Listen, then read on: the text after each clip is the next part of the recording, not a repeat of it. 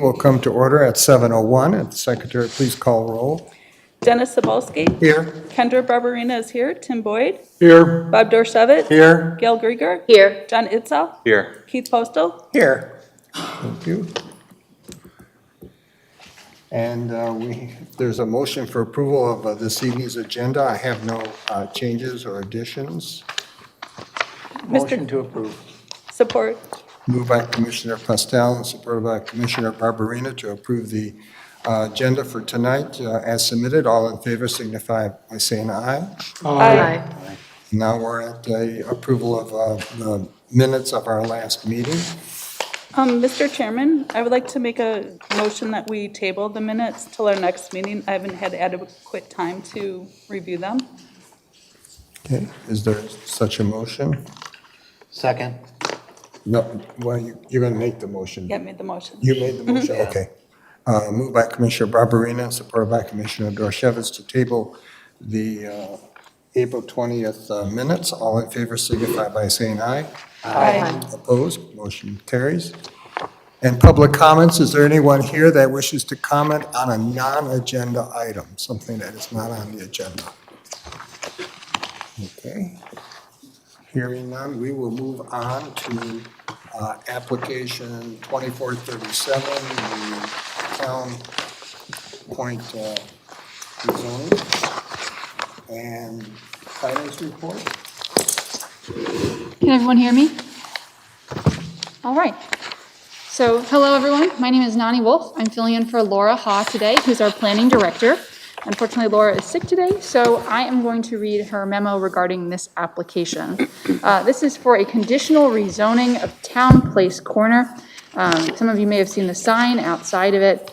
This was previously called the McClumflow rezoning by some, but that's what's before you today. This is a application that was previously denied by the Planning Commission back in October 20 of 2021 because it had come before the Planning Commission to be rezoned to R2A. The applicant successfully petitioned to change their rezoning, and they are now asking for a rezoning to R1, which is a single-family residential district. So at the previous Planning Commission meeting, the Commission voted to recommend denial. Several community members spoke in opposition to the rezoning, citing traffic, density, property value decline, and an impact on the natural habitat. The application was also not supported by the Community Development Department, as multiple family residential was not appropriate for this location. Now, the application before you today is for single-family residential with the future potential use of the cluster housing option. There are two available motions before the Planning Commission tonight. One is a recommendation of approval to the Board of Trustees for the conditional rezoning, or a recommendation to the Board of Trustees for denial of the conditional rezoning. Based on the Planning Commission's findings, they will recommend one of these two to the Board of Trustees, finding that the application is not inconsistent with the goals of the ordinance. It will not change the permitted uses of the site. And while denser than the intended future land use designation, the Planning Department finds that the conditional rezoning proposal and resulting development furthers several goals of the master plan, including creating a missing housing typology that is needed in the community. The Planning Department has also found that the proposal as it stands will not generate significant traffic volumes, as it is located on two roadways that are designed to accommodate moderate to high volumes of traffic, and it can be consistent with the single-family zoning classification, particularly if the resulting cluster housing option maintains the minimum dimensional requirements of the R1H zoning district. So some of you may be wondering what makes this a conditional rezoning. So a conditional rezoning is different from a regular rezoning in that the applicant has voluntarily put forward restrictions on their land that would keep it at a lower dwelling unit density than what would be allowed under R1. So under R1, given the size of the site, it is technically possible to construct up to 32 dwelling units or 19 detached dwelling units under the R1 designation. So 32 under the cluster housing option, 19 under the no cluster housing option. The application is for a conditional rezoning, and the applicant has offered to develop 24 units, and that would be capped at 24. So although this would rezone the site permanently, it would also permanently restrict the site to no more than 24 units at any given time.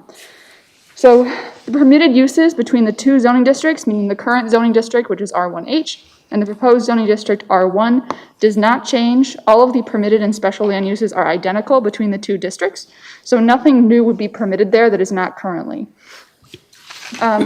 When evaluating the rezoning request, the township considers not only the master plan, but also the goals and strategies of the plan.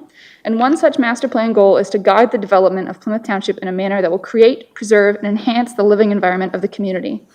And also, in this respect, the single-family character of the area will be maintained by the proposed conditional rezoning. The 2015 future land use map designates the subject site as low to intermediate residential, which intends for dwelling units of densities of 1 to 3 dwelling units per acre. The proposed density for the subject site at 24 units is 4.41 dwelling units per acre, which exceeds this amount. However, the proposed density is below the planned density for the cluster housing option. The cluster housing option specifies an average of 5 dwelling units per acre in the R1 district. It is recognized that density bonuses are a tool to provide other community benefits, such as natural features preservation. Additionally, the project proposes 24 dwelling units, which would generate minimal traffic on the surrounding road system.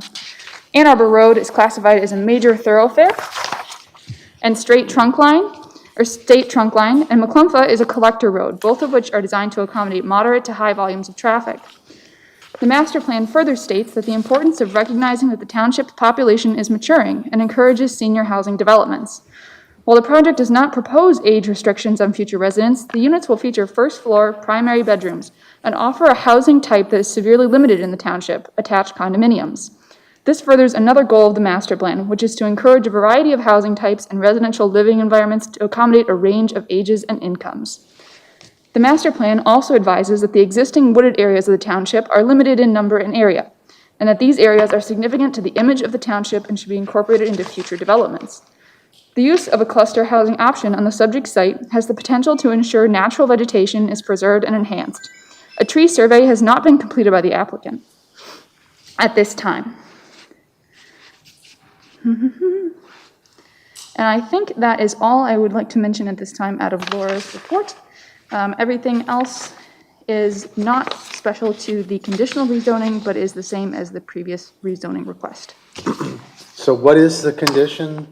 The condition is that the density would be permanently capped at 24 dwelling units per acre, even though up to, I believe it said 37 is feasible to build on the site. Okay, thank you. And the applicant is here?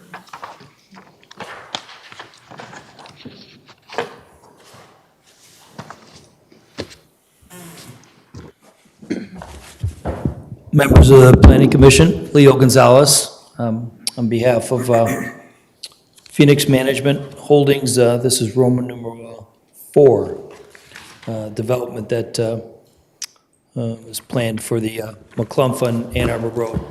How would you like to do this today? Would you want people in the public to speak first? Because the reason being is I also have some letters from residents that I would like to read into the minutes, and I don't want to, I'll do that maybe after the residents that have some, and I'd like to probably look at it in totality, because I'm sure they're going to have some questions or comments that I would like to also answer, and that I could just answer everything at once as well as read the minutes of the 2 letters.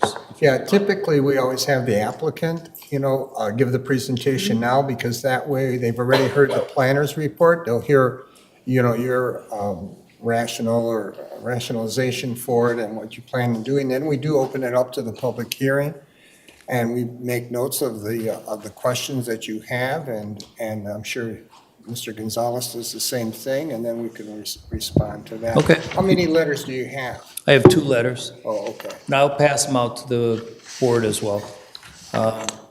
So why don't I start off on my comments to the report.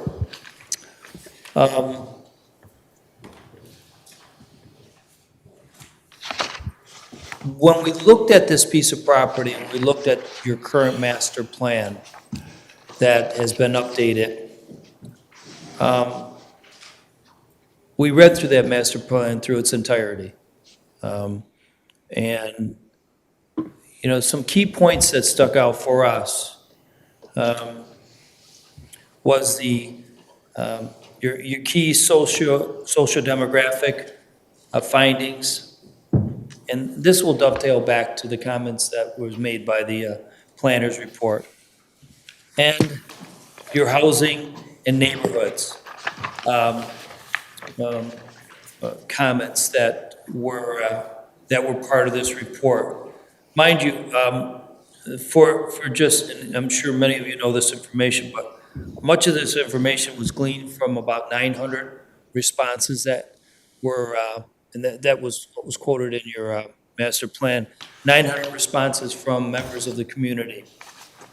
And I'm sure it was given out. I didn't see the context of what was sent out to the community. I only seen, like most of us, what was, summarized in this plan. But, the things that really kind of stuck out for us was the fact that, we have a demand for housing going forward here. We know what the demand for housing is going to be going forward.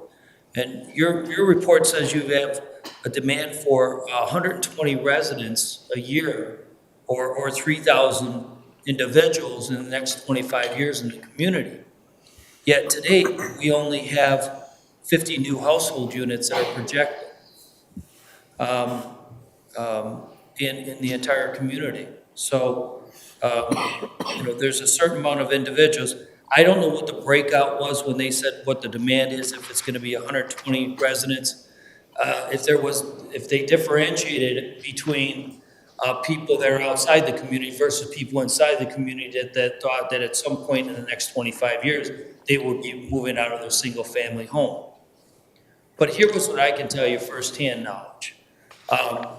Living in a neighborhood country club village since they built it in '98, I find residents now that are getting into the 55, 60-year-old, 70-year-old, in some cases 80-year-old range, and they have the desire to continue to live in your community.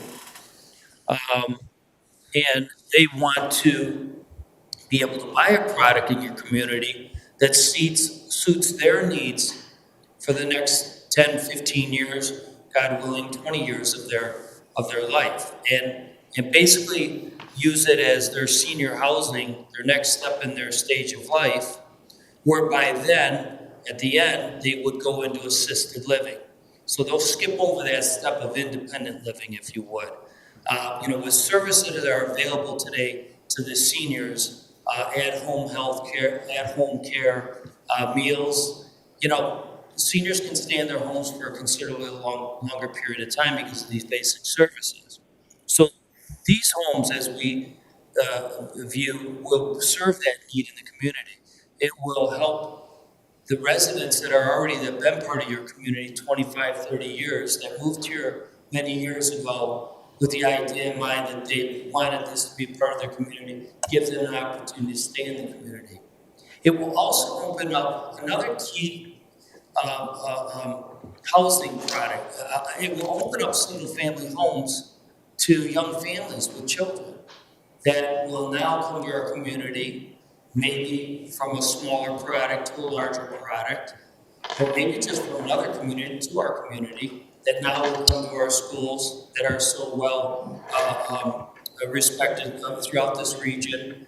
And now, so we've got this progression of newer families coming in that feed the school system, that kind of reinvigorate these neighborhoods and provide, the reality is the neighborhoods we've built in these communities for the last 40 years were all driven with the idea of mind that was going to be members more than two households. There were going to be 2, 3, 4 children, wherever the case may be.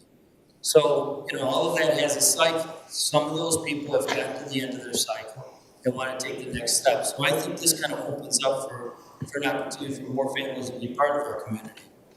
Another thing that kind of stuck out is the fact that even your study, and certainly this was brought up, but I think it's worth repeating, even your own study said that there was a demand from these people that responded to this report of a middle housing group. So, people were thinking that knowing that where the community is going, that they were going to need to be able to take the next step. Yes, there is some product that's coming online that's more of a townhouse product at some point in the future, but that's not conducive to what the next cycle of a 70 or 80-year-old person that lives in a single family home. It's not conducive for them to go into that because of the floor plan. So, those are the things I wanted to touch on. We also looked at closely the product mix and trying to take the piece of property, and I'll go site specific now. We've got a 5-acre piece of property. We did do a woodlands ordinance since we last met, evaluating. I sent the report in, it came in today. Certainly there's much more work to be done. I can tell you that based upon the section that you see, we're going to have 80-foot west setbacks. We're going to have more than 50 feet off of Arbor Road. We're going to have 100 feet off of the corner. So the idea, and the topography of this property is not too challenging. And then why I bring that up, it's important because in a property that you have a very challenging topography, you have more mass grading. On this property, we don't have as much topography challenges, so therefore our limits of development would be limited to an area smaller just within the impervious surface of the unit. The net result of that is the trees that you see there on the corner will be able to save many more trees. The detention pond is located on the corner, as the site plan shows. I think that's another nice feature, keeping the homes off of the corner. I would like the focal, or the sort of view shed, I'll call it, people coming east and west along Arbor Road, still would be a nice little trees on the corner. Now, I will comment on the trees. The trees, as we've done the study, consist of a lot of black locust and black elder. I do have a synopsis report that I can pass out to the planning commissioners if they would like, if I may. Box elder, not, Thank you. Box elder.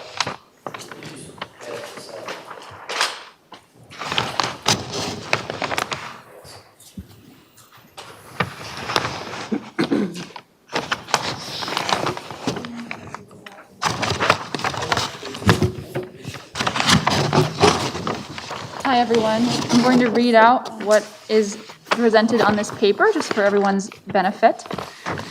So, on the northwest corner of the site, this identifies that the existing woodland consists of predominantly black locust, with some large sugar maple, black cherry, elm, and box elder. In general, the black locusts dominate the overstory and are in poor condition. Small, aka less than 6 inches in diameter, sugar maple occur in the understory. In the north central portion of the site, this identifies that existing trees in and around the area of mowed lawn include sugar maple, red oak, white pine, fir, Norway spruce, hemlock, white birch, black locust, sweet cherry, Norway maple, elm, and box elder. Ornamental trees, including redbud, pear, and apple, are also present. Several large sugar maples occur along the north property line, and the majority of evergreens are clustered around the south portion of the lawn.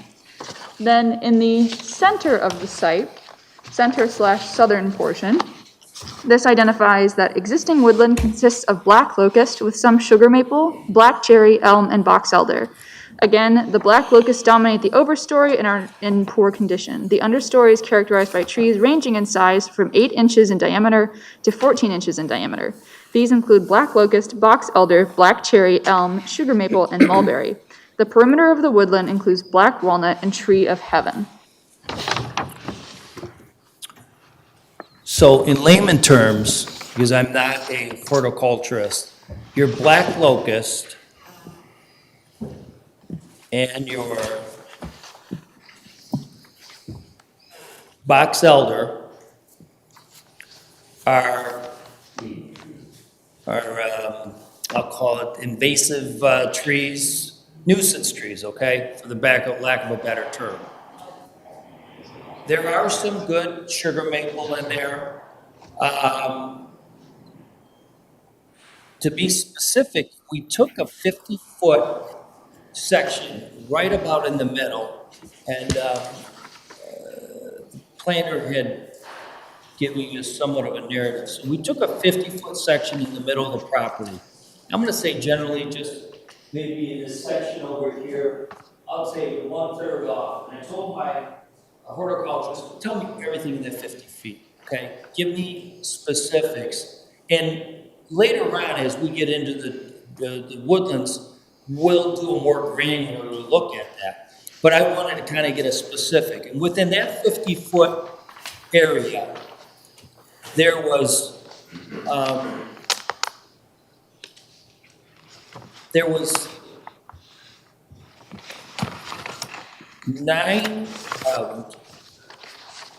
8 black locusts just in the 50-foot area. And they're significant trees. They're 14 to 20, 32 inches. There was 6 elm that were all in fair to poor condition. There were 6 box elder, another invasive or nuisance tree, ranging from 6 to 12 inches, and then there was 4 black cherries. So our goal would be in these areas where we are going to preserve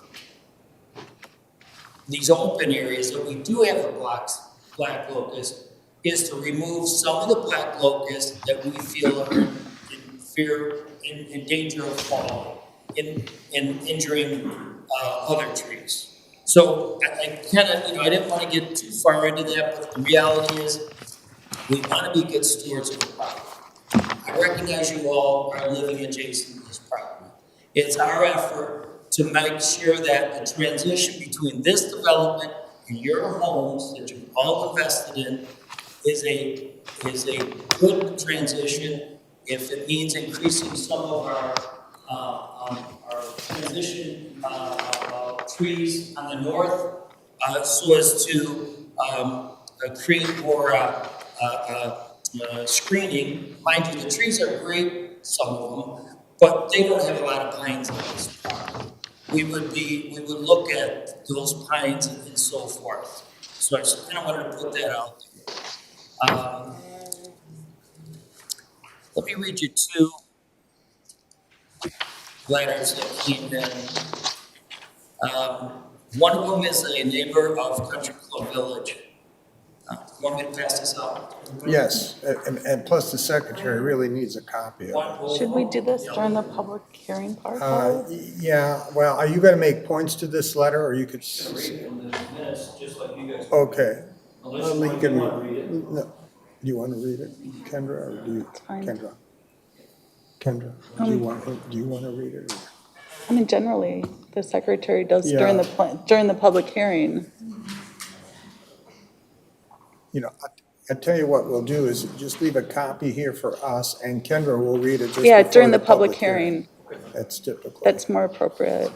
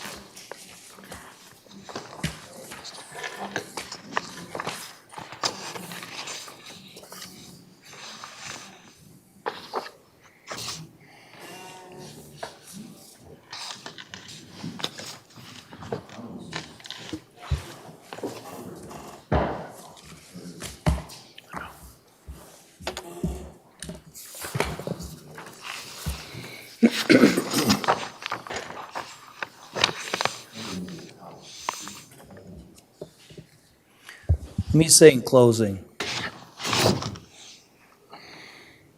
the community is going to have a number of seniors or another number of people that are becoming seniors here in the next 20 years. They all moved to this community initially because they wanted to be a part of it. They stayed because they enjoyed being part of it. I can tell you from the personal experience recently, it's touched on in the letter, but I can say because I was involved in the situation.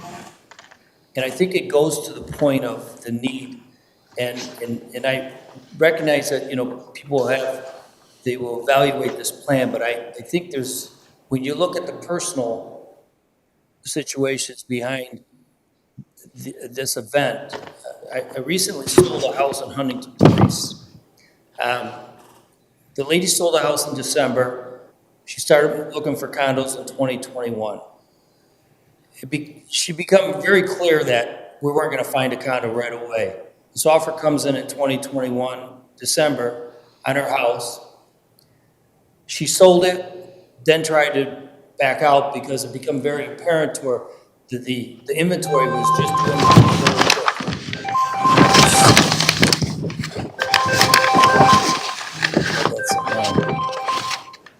So we sold her house. She had 120 days to get out of her house. Very unusual. Usually it's a 30-day. I got her as much time as I could. I said, don't worry, we're going to find something. We're going to find something. We bid on 2 condos in Country Club Village. Both cases, she overbid the asking price. Mind you, these are $480,000, $500,000 transactions. She lost out on both transactions. I said, Rosa, you got to make a decision. You got to move out of your house because you got your occupancy coming up May 15th. The only choice she had was to move into an apartment.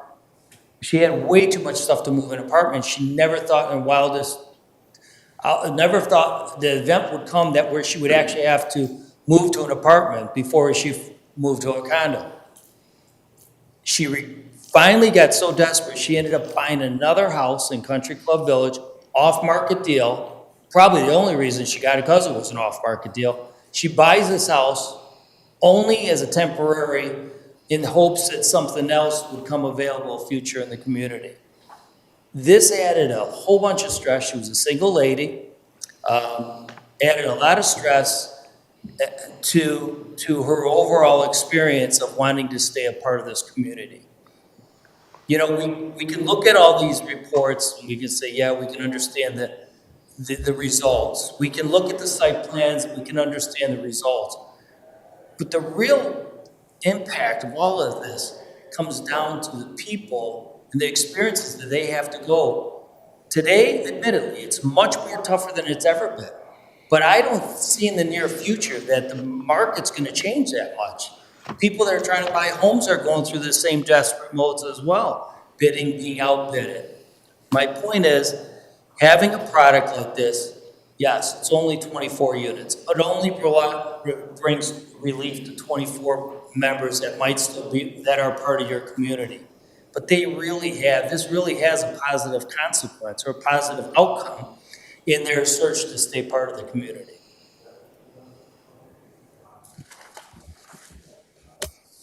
Do you have any questions? We'll wait for the public hearing and then we'll get you with all of them at once.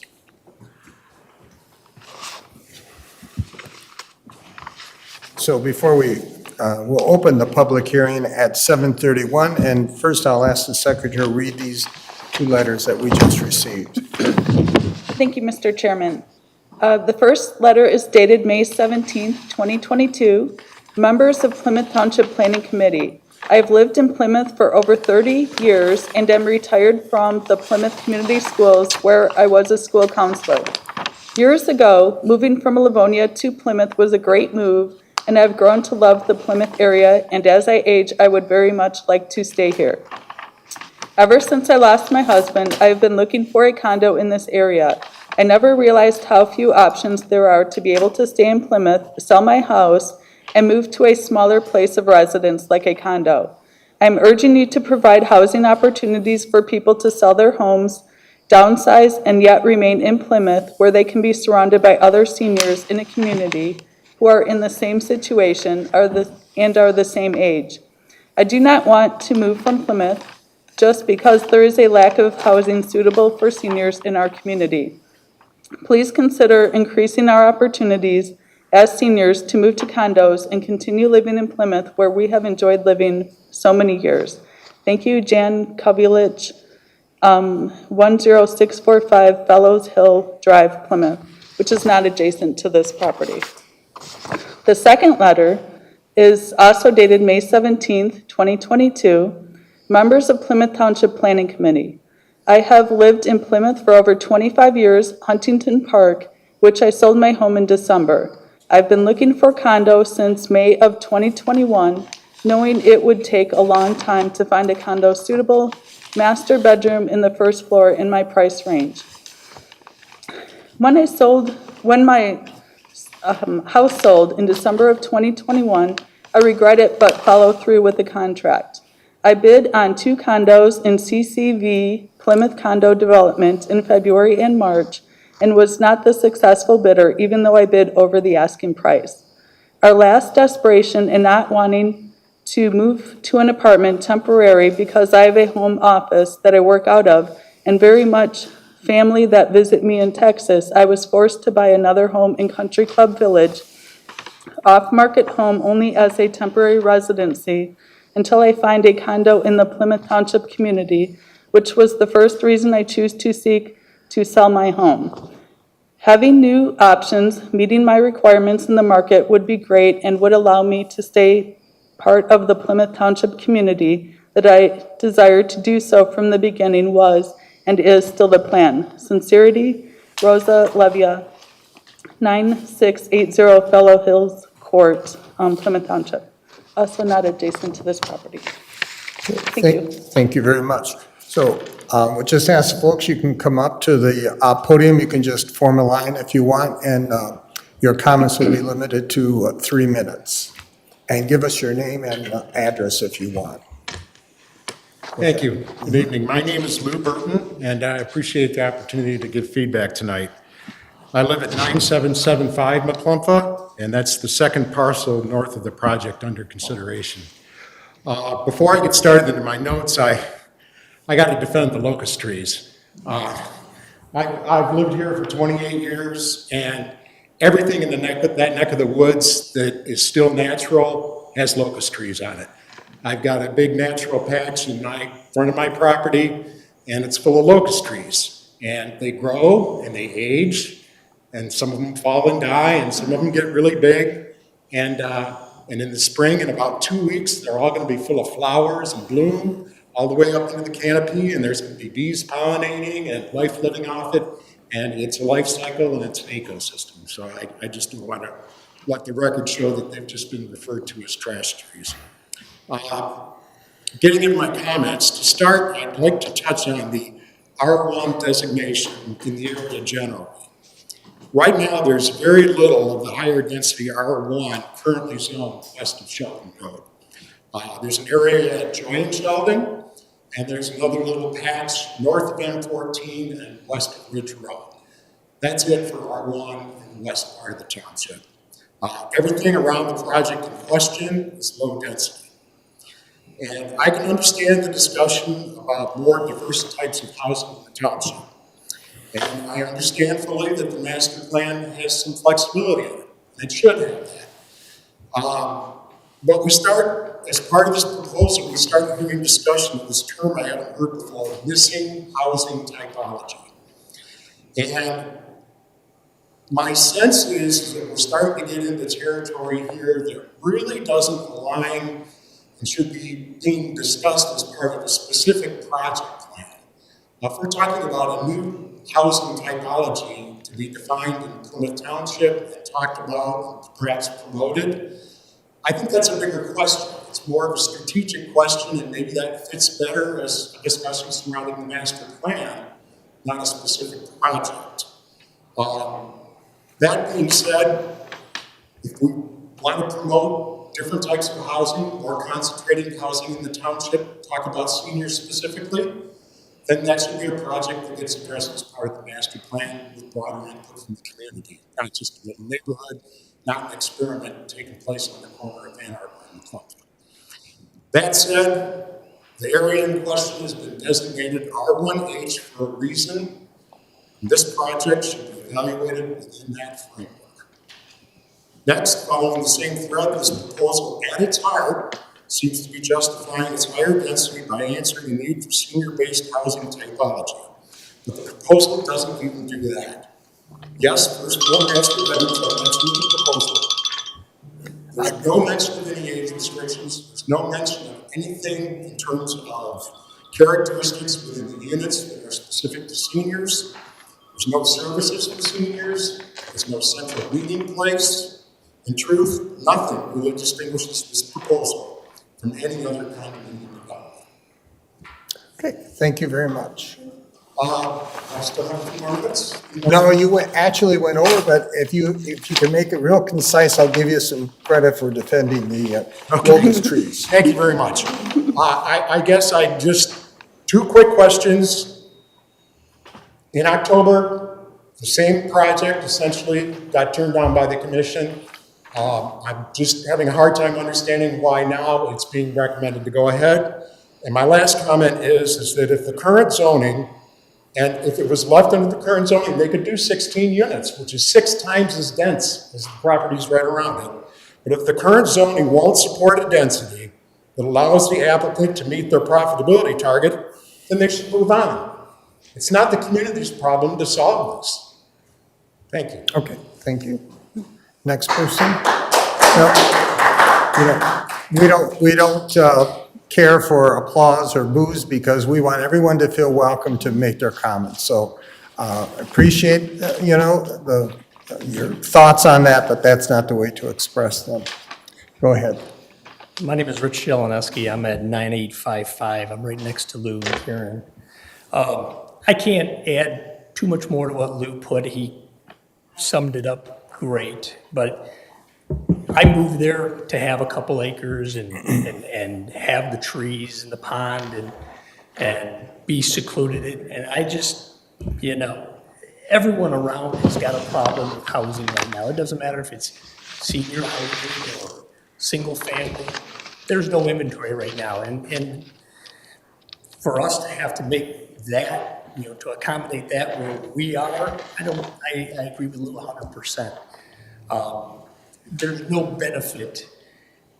And I guess, quite honestly, my concern is whether you will take it to completion. I mean, your last project, if I'm not wrong, was sold out and never was completed by yourself.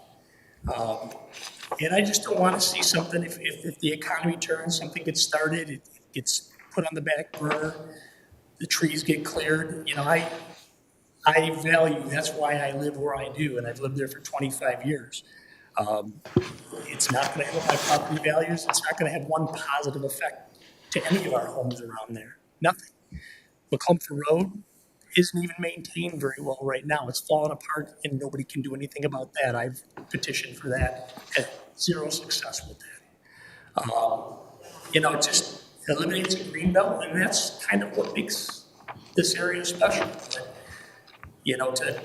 To say we're going to be helping all the seniors and whatnot, I'm not buying into that.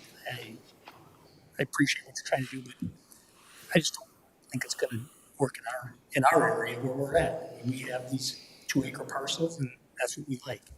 So, again, I can't add much more than what Lou did, but I just don't see any benefit for us. Nothing. Thank you. Okay, thank you. Next person?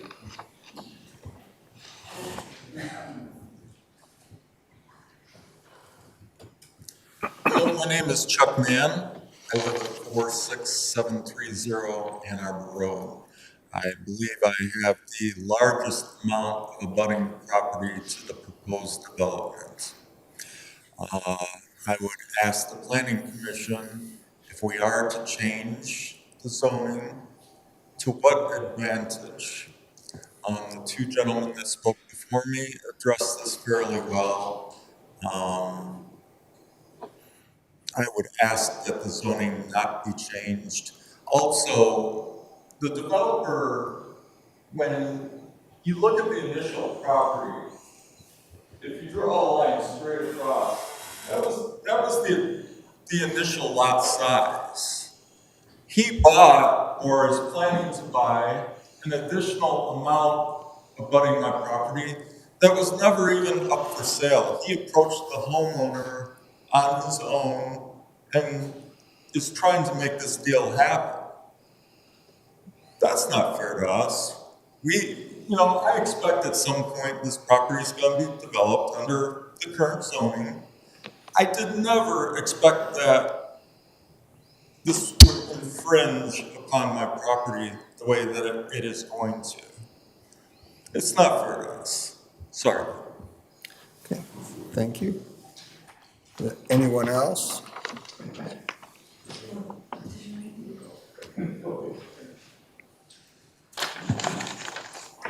Karen Burton, 9775 McClintock, Lou's wife.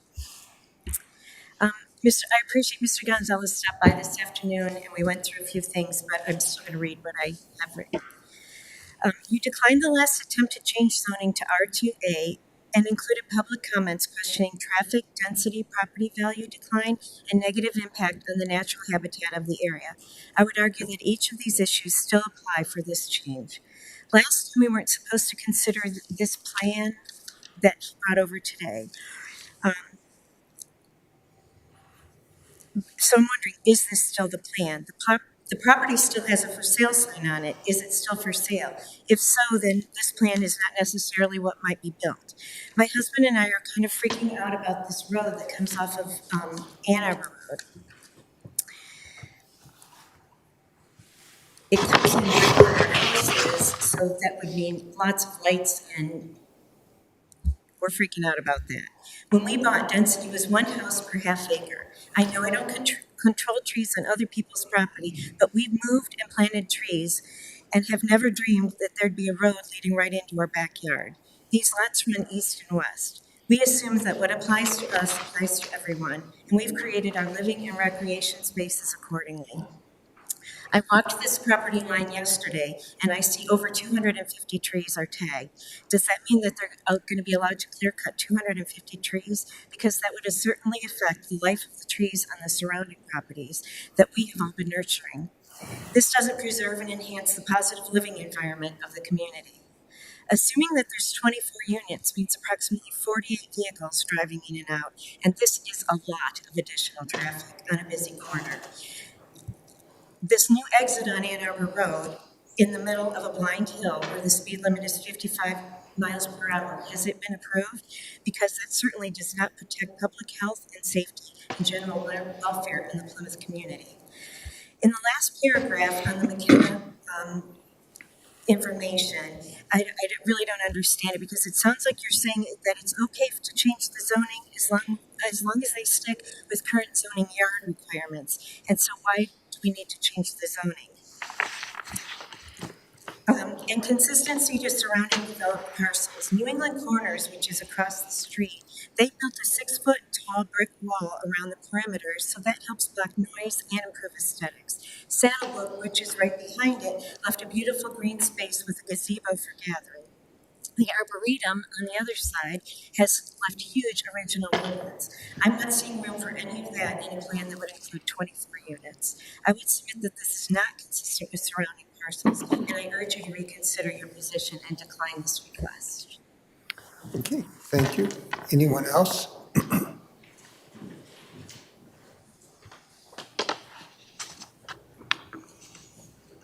My name is Mike Tania. I live at 9735 McClintock, which backs up to the additional parcel that is being sold and bought by the builder. Now, I think that they are putting 5 units on that property. And I don't even think there's an acre there unless he purchased a 1 acre parcel. And I just think that's wrong. And that puts them right up to my property line.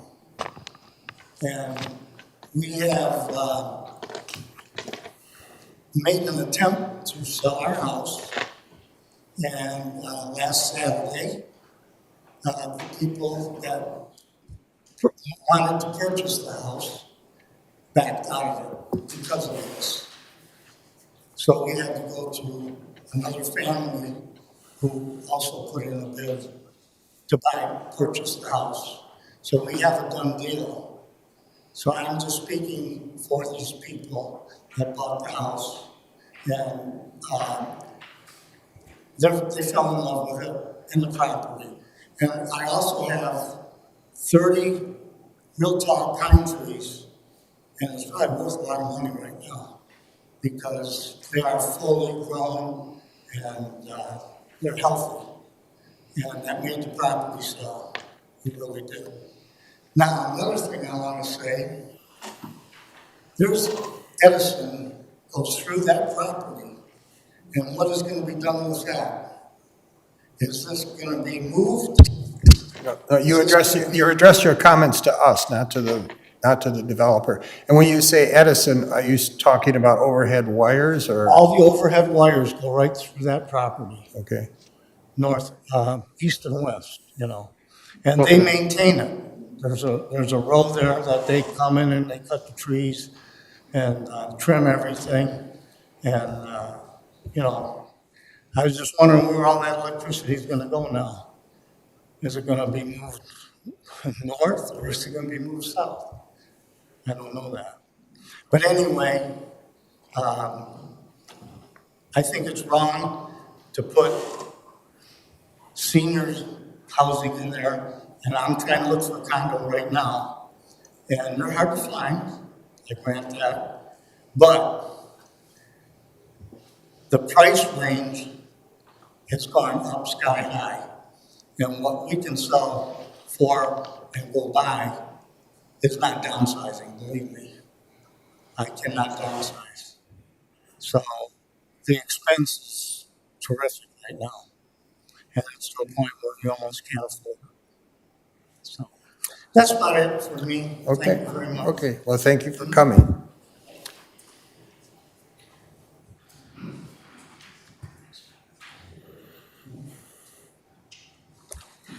Good evening. My name is Jennifer Mann, and I live at 46730 Ann Arbor Road West.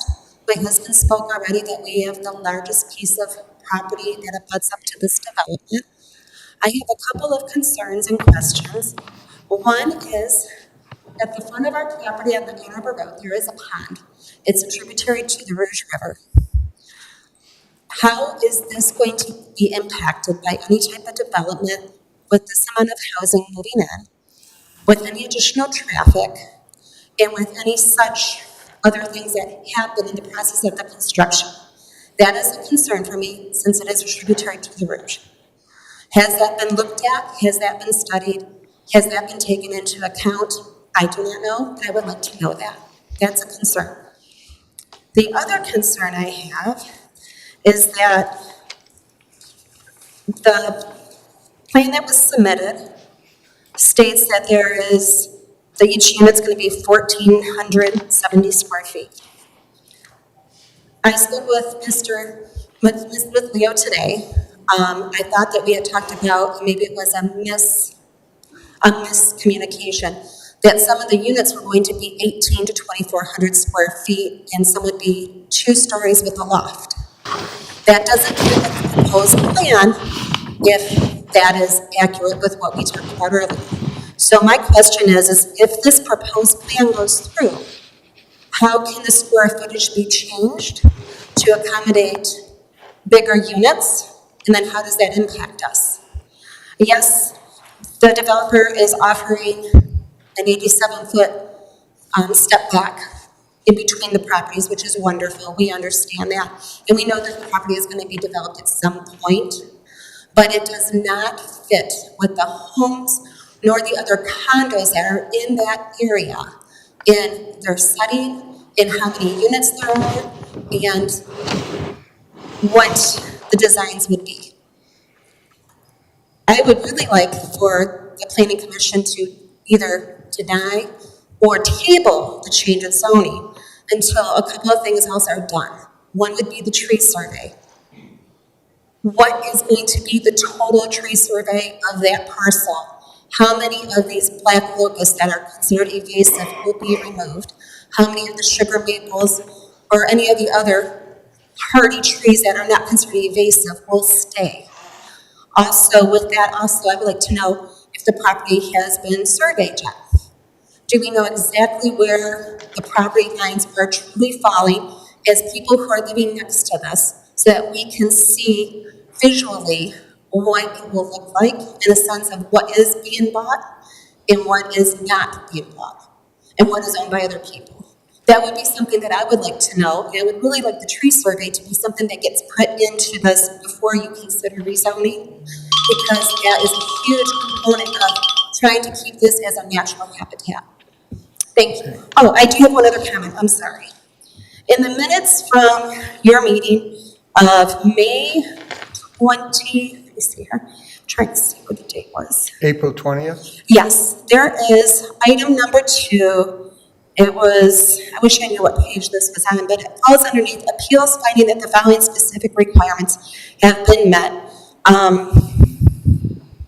Wait, sorry, I gotta go back to, it talks about, sorry, I gotta get to the right page. I flipped pages, here we go. Underneath subject text amendment, the footnote is the rear yard in a R1E, R1H, R1S, and R1 single-family residential district. Item number 2 says that the rear yard of the residence must back to the rear yard of the adjoining residence and not to the side yard. A majority of these homes' backyard will be abutting to our side yard. So that is something that I would like to have explained how that could be, if that's in your minutes from last year. Thank you. Just a comment on processing here. So, you know, before us tonight is this rezoning request. So it's how this property would be approved to be used. So things about the landscaping plan, you know, with the tree survey, what's going to stay, what's going to go out, those are all going to be handled if this thing went through from us. Whatever our decision is a recommendation to the Board of Trustees, and then they make the final decision. But then it would come back, and let's say they move it forward. And if they do, then it comes back to us again for our site plan. That's where we get into all these details. So the little diagram that was handed out this evening, well, that's a conceptual drawing at this point. And then we get into all the nitty-gritty pieces of it. There won't be a public hearing for any of that, but you know, we recognize the people that live nearby are most interested, like, what's it going to look like? Well, we're not at that point yet. We're not even at the point what the buildings are going to look like. So right now, our chief task before us is this an appropriate use of land that's being proposed? So I just wanted to paint that picture for you so you know where we are in the process. Okay. Well, I don't want to disrupt the public comments thing, but are there any other people that want to comment? If you have a question, you can come back up and ask the question. Well, there's a gentleman up here coming up.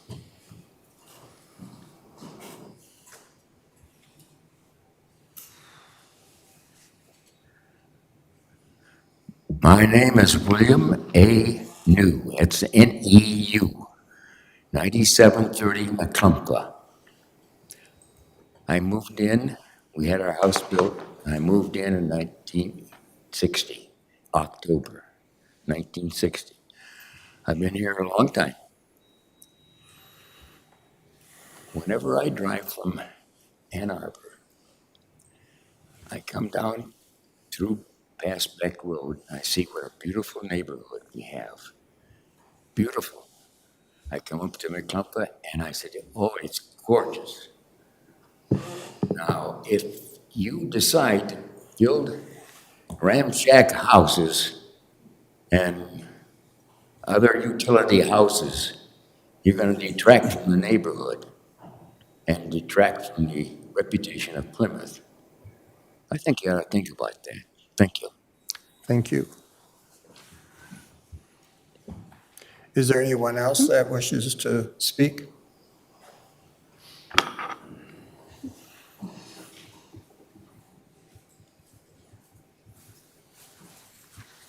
My name is Michelle Slavik, and I live in the original Woodlands Court, 47048. I do not own the property like several of the other people here. But I did move out to Plymouth almost 25 years ago, and the number one criteria I had is I wanted to live in a wooded neighborhood. So just quickly going off of the notes that I took during the meeting, I'd like to reiterate what you have in your zoning ordinance, and I'm going to quote this. The basic intent and purpose of the zoning ordinance is to provide regulations and restrictions on the use of land and structure in order to promote and protect the public health, safety, and general welfare of the township community. The regulations are designed to protect and conserve the character, social, and economic stability and other use areas, to secure the most appropriate location and relationship among uses and structures, and most importantly, to limit the overcrowding and land and population congestion. Furthermore, your master plan goes on to state the goal is to guide the development of Plymouth in a manner which will create, preserve, and enhance the positive living environment in the community. Your master plan also advises, quote, the existing wooded areas of the township are limited in number and area. These areas are significant to the image of the township and should be incorporated into future developments. Not just based on some comments that I jotted down, listening to all the eloquent things that were already said. You talk about meeting the demand of housing. You know, there's always going to be a demand everywhere for housing. People are always going to want to move, or they're going to age and they're going to move somewhere else. When is enough enough? I mean, is there a cap on how much you want to build out here? You're going to build on every inch of this land just because you can?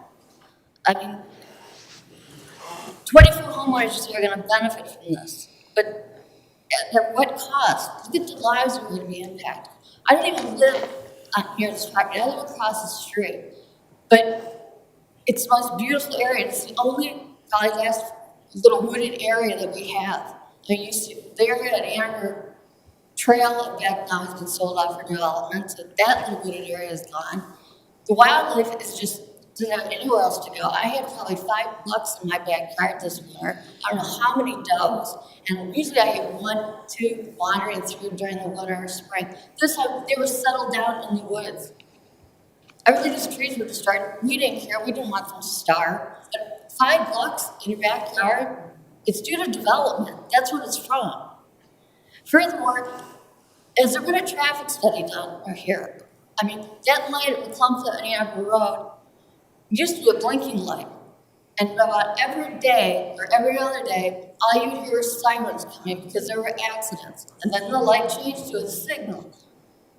Is there a study or anything available from the county that says how many are from the police department, why that light was changed, and how many traffic accidents have taken place there? There's just one there again last week. And then back in Arbor Road, it's even worse. I mean, with the traffic that's going through there, and I understand that's going to be expanded again. And so it's just, when is enough enough? We're out here because we enjoy the trees, we enjoy the environment, but, you know, the lines at Kroger are long enough as it is. The lines at CVS are long. Well, you're exceeding your time, so unless you have some new point, I mean, we appreciate the point When is you enough made. is enough? That's my Okay. question. All right, thank you. I don't know if we can answer that, but anyone else? There was one lady here, you had a question? Yeah, I had a question about, you said we have no input on what the units look like, and I get that. But do we have any input on roads being built into our property? It's part of the site plan that would you would come forward if the rezoning, you know, goes through all the steps it has to go through, as I explained. The design of roads is dependent on a number of things. It's not just us. It depends on the fire department. The roads have to meet certain standards there. Wayne County has certain standards. Curb cuts, there was the question of, well, I don't like the curb cut here, I don't like the curb cut there. But actually, that is approved by Wayne County because a township does not control its roads. In fact, Arbor Road is a PennDOT road, and so Wayne County doesn't get any say. Well, I think, I'm not sure. I'm not worried about this for death. I thought about a light at the corner of McClumba and Arbor Road, and I was told the first time that 3 people had to die before they would consider it. And 3 people did die, and then we finally could start considering it. That's not true, and that's not Yes, it fair. is true. 3 people died, but that was an MDOT study. That's not fair. I didn't think it was fair either, but I was dumbfounded. Inappropriate. Yeah. I'm really worried about this. This is like a blind hill that you come up. Okay, well, that will be studied by the appropriate governmental agency. It's not something we can do. 40 or 50 years too late. I've seen 3 people dead there. Yeah. And then that road, it's immense. Yeah, that wasn't beyond, Sirens is not. I know that was beyond our control. I follow that very carefully. It took years to get that light in there. I agree. One more question on, is it something new that hasn't been brought up? Because I think we've heard. Has everyone else had a chance to an opportunity to talk that wanted to? Okay, do you have it? One more? Okay, yes, ma'am. Anna Steele, 11343 Waverly Drive. I have nothing to do with your project, but talking about green space, just take into consideration, I'm sure the entire planning commission already knows about it because they voted it through, but there are going to be 373 units. Right where You the have to old address house- the commission, not the public. That's a public hearing for us. Sure. So you have your 373 units, even though they said they reduced it to 369, they did not. A unit is a door. So they took some 1-bedrooms out and added on to a 2-bedroom. So you have a 3-bedroom. So that is going to impact Ann Arbor Road, like we've discussed multiple times, which will then impact going further out that way. So to that lady's point, when is enough? I don't know. Every piece of green space I feel like is being developed. And I'm glad that you're all here today because when our vote was taken, not everyone was here. Thanks. Mm-hmm. Is it anyone else?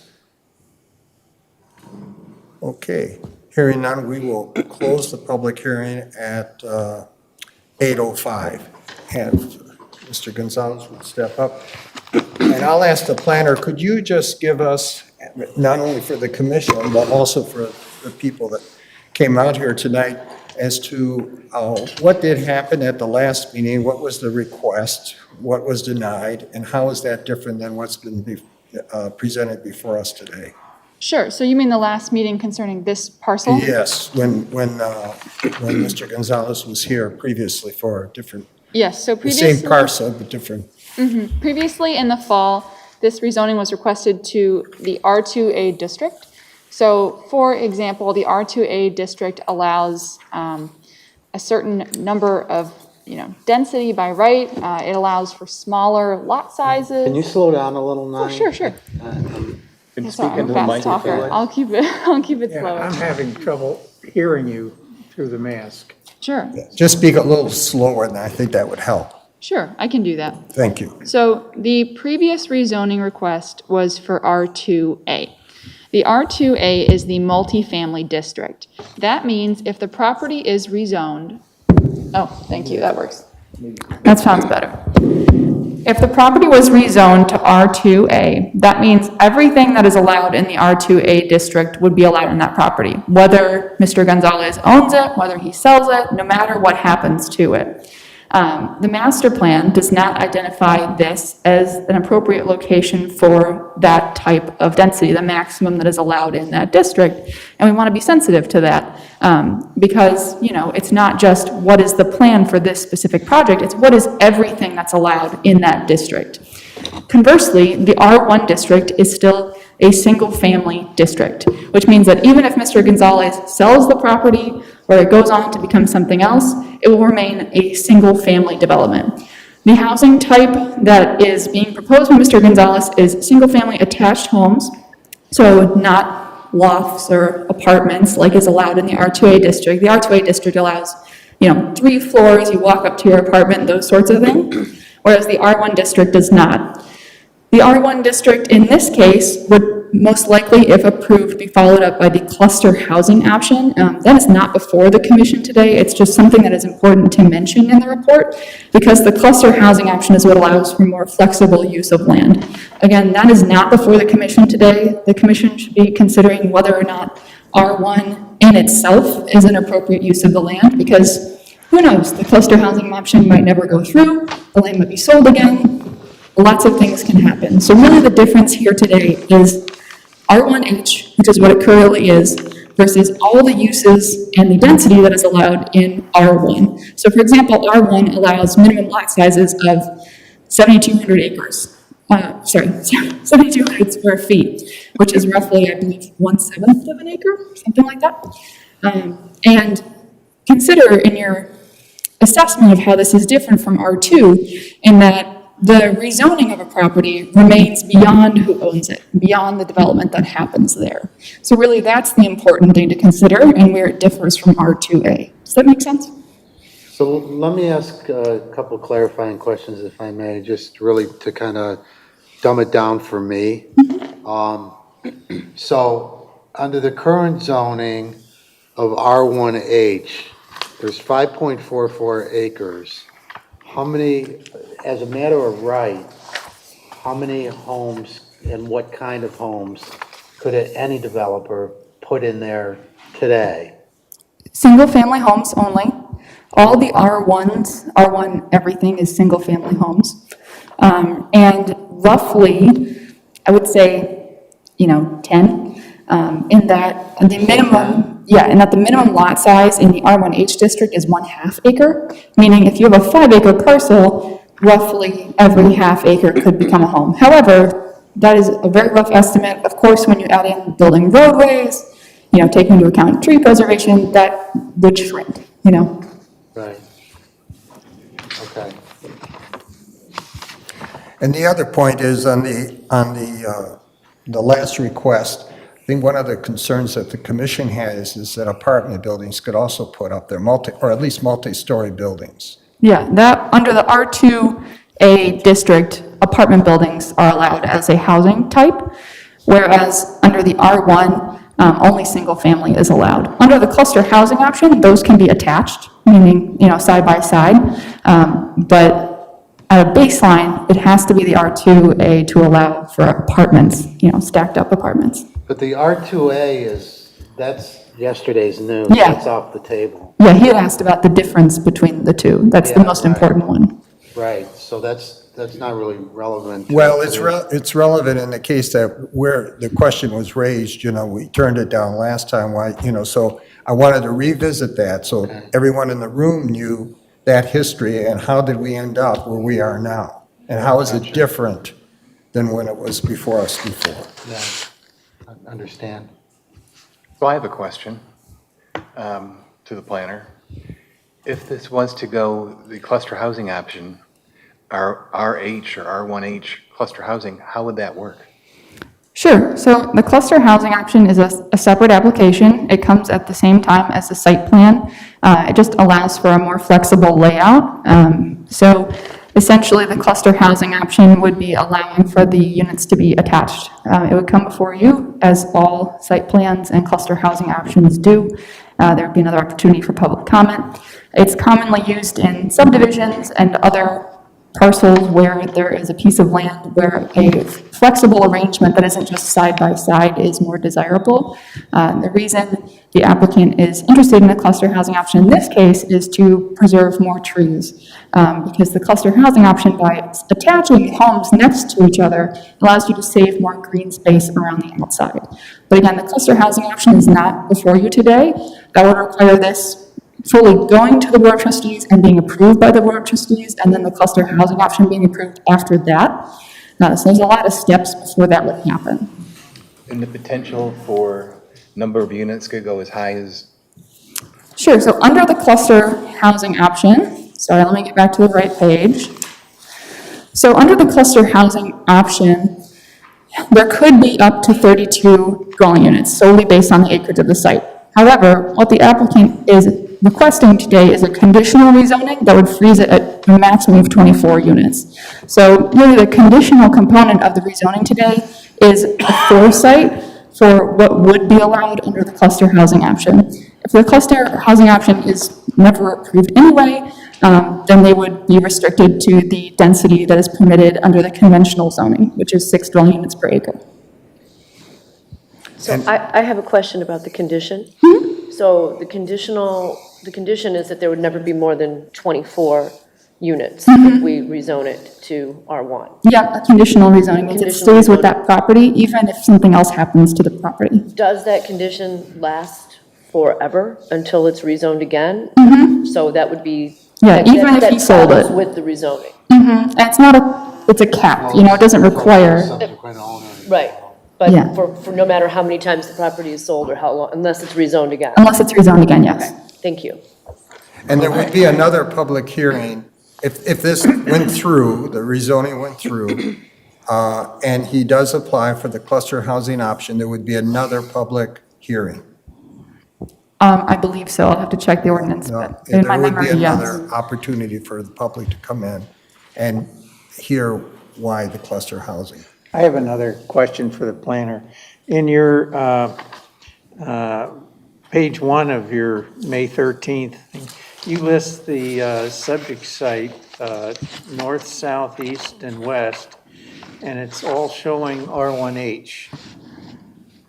And one R1S. Right. Didn't I hear that that the surrounding area does not have R1H? That is correct. Or sorry, R1. He was referring to R1. The surrounding area is all R1H. But all the surrounding area is R1H. That's correct. Except for the parcel directly to the east, which is R1S. It's church. Yeah. In the R1H, for a cluster housing option, how many dwelling units could be built? So in the R1H, under the cluster housing option, it would again be about 10 homes, but they would be able to be arranged in a manner that would be more flexible. So similarly, under the R1 designation, there's a certain fixed number of homes. What the cluster housing option does is change how you can arrange them to preserve more open space. That's what it's intended for. So attached condos, how is that different than multiple family? Because our zoning ordinance says, by definition, that 3 or more families is considered multiple family. So how is that not multiple family like an R1A? And you mean an R2A? R2A. So in this case, the condo is something you purchase. Like a single family home, you would own your right to that property, that portion of the property in its full extent. Whereas under the R2A district, that's for apartments, rentals, things like that. But not ownership? Certainly in the R2A district, you can build condos that are for purchase. But the R2A district is what's geared more towards allowing rentals, whereas the R1 districts are geared towards more allowing purchased homes. I guess what I'm getting at is that in the what he's asking for, the R1, it says that multiple families not allowed, but it says in our ordinance that 3 or more families in one dwelling unit is considered multiple family. So that's where I'm kind of confused if you can have attached condos in the R1 in a cluster housing option. Yes, so in the cluster housing option, you can. At a baseline in R1, you cannot. That's what the cluster housing option would allow, for more units to be attached, essentially. Okay. Yeah, so but if it was in just essence- rezoned to R1, that, without the cluster housing option, no. So in essence, the R1 as a cluster housing option allows for multiple family. That are owned, yes. Okay. Couple questions here. I also had the question if the zoning stayed R1H, but the cluster housing option was used. My understanding is that the cluster housing option allows a developer to have a higher density, so there would be more units under the R1H cluster housing than there would be under just regular R1H. Am I correct in that? Hold on a second. I'm sorry, I was not the one that wrote this report, so you gotta bear with me for a moment.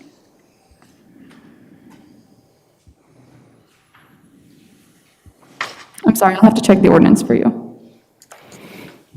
I'm just, for the group here, for commissioners, I'm thinking back to the discussion we had about the Plymouth Ridge site. And the fact that as we were looking at the various options, when you had the cluster housing option, that did allow the developer to have a higher number of units on the site without changing the zoning itself. So I guess my question is, if we did not approve this rezoning request, the developer could still come in with a cluster housing option on the existing R1H. It would be somewhat less density than this, but it would be more than the 10 homes that would be just under regular R1H without cluster housing. Give me just one moment. Is the cluster housing option a matter of right? A cluster housing option is not a matter of right. It always is a special approval No, from but the I think planning the question commission. is, how many can you fit? Like, what would the cluster housing option allow for in the current zoning? And I didn't see that in the report either. Yeah, that's the question. I also had a question on the planner's report on page 4, the very bottom of the page. In your recommendation, it says, the last sentence says, "It is recommended that during the process, the minimum yard requirements of the R1H district be met to provide consistency to the surrounding developed parcels." I didn't understand that because your chart says R1H. On the next page, your chart says R1H requires a 35-foot front setback, a 10-foot setback on one side, and 20 feet combined setback of both sides, along with a 50-foot setback in the rear.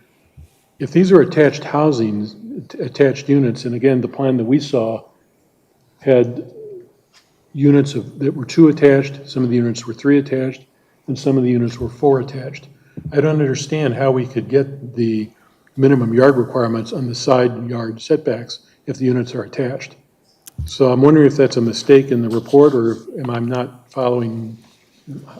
Sure. So again, I'm making an effort to explain for Laura, so I apologize if I get something wrong. I believe in this case, she was referring to any setback that abuts an adjacent property. So for where a house has its rear facing an adjacent existing property that is occupied, or has the side facing an adjacent property, we want to make sure those setbacks are maintained, because those setbacks serve a purpose of providing landscape buffers. A cluster housing option allows for more flexibility in setbacks, so really this is just saying, although the flexibility is there, the setbacks must be at least what is currently specified under the ordinance, meaning you cannot have less. So the side yard setbacks in this case don't apply because the units are attached. Yeah, in that case, if it were approved as a cluster housing option, yes. I guess as I look at this, kind of from our perspective, I think when we look at these rezonings, we need to think in terms of what is our justification to the broader Plymouth community for making this change. And I think we need some compelling evidence that somehow we're improving the overall situation by granting this rezoning. And in this case, I'm not clear just yet whether that is the case. And want to hear what some of the rest of you say about that. And the other concern I have, there are probably other parcels that are similar to this in Plymouth Township. And if we approve this request, we'll get other requests like this, I would presume. So again, I just want to be sure that we understand what we're doing here, that this not only applies to this particular property, but it could apply in other instances as we completely fill out Plymouth Township. So those are just some of my thoughts. I'm still looking for some, to finalize my view on this. But I completely agree with you. Sorry, go ahead. Oh, no, that's all I was going to say. Yeah, no, I think those are great points, and I think that on one hand, it's unrealistic to expect that nothing will be developed there because it's private property and they have a right to do so. But I don't, there's been talk about senior housing, but this is not senior housing. It may have a target market of seniors, but it doesn't mean that it's senior housing at all, particularly at the price points that it's likely to come in at. So I'm with you, Tim. I'm not hearing the justification. This could be a justification then for property all over the township. Could be. Because someone needs a home, I can understand that, but it doesn't mean it gets to be built any place in the township. Right. Yeah, I'm interested in knowing what are the options that are available. We all agree that this is going to be developed someday, somehow. So, and if whoever owns that property wants to apply for a cluster housing option under the current zoning, what are the units? So what are we giving? What are we giving away, so to speak? And are we preserving anything? Those trees, I'm sure there's some valuable ones in there as well. And master plan even says it's even in the planner's report about maintaining the limited number of treed areas that we have in the township. I have one additional comment to answer your question, Commissioner Barberina. Up to 4 units may be attached. So it can't be like a complete solid row of townhomes. It's only 4 units may be attached under the cluster housing option. Okay. So I'm not sure if I could hear you properly. So under the current zoning, if he opted for the cluster housing option, what would he be able to get out of that? So you mean the density or the number of attached units? So the current zoning district density, R1H, has a maximum density under the cluster housing option of 1.7 dwelling units per acre. That is as opposed to the R1H district as it is now, which is, that's not right. 1.7 times 5. No, sorry, I'm reading an area about water. Sorry, I was looking at the wrong. That's when you have a water area that is substantial within a property. That was my mistake. I apologize, everyone. Yeah, if you want to take a moment to look that up, I think it's important to know Yeah, you'll have what to the give me a possible density is under a cluster housing option. Yes. While you're in the doing existing that, zoning. maybe I'd ask Mr. Gonzalez to come up, and I have some questions, and maybe you've heard part of our discussion.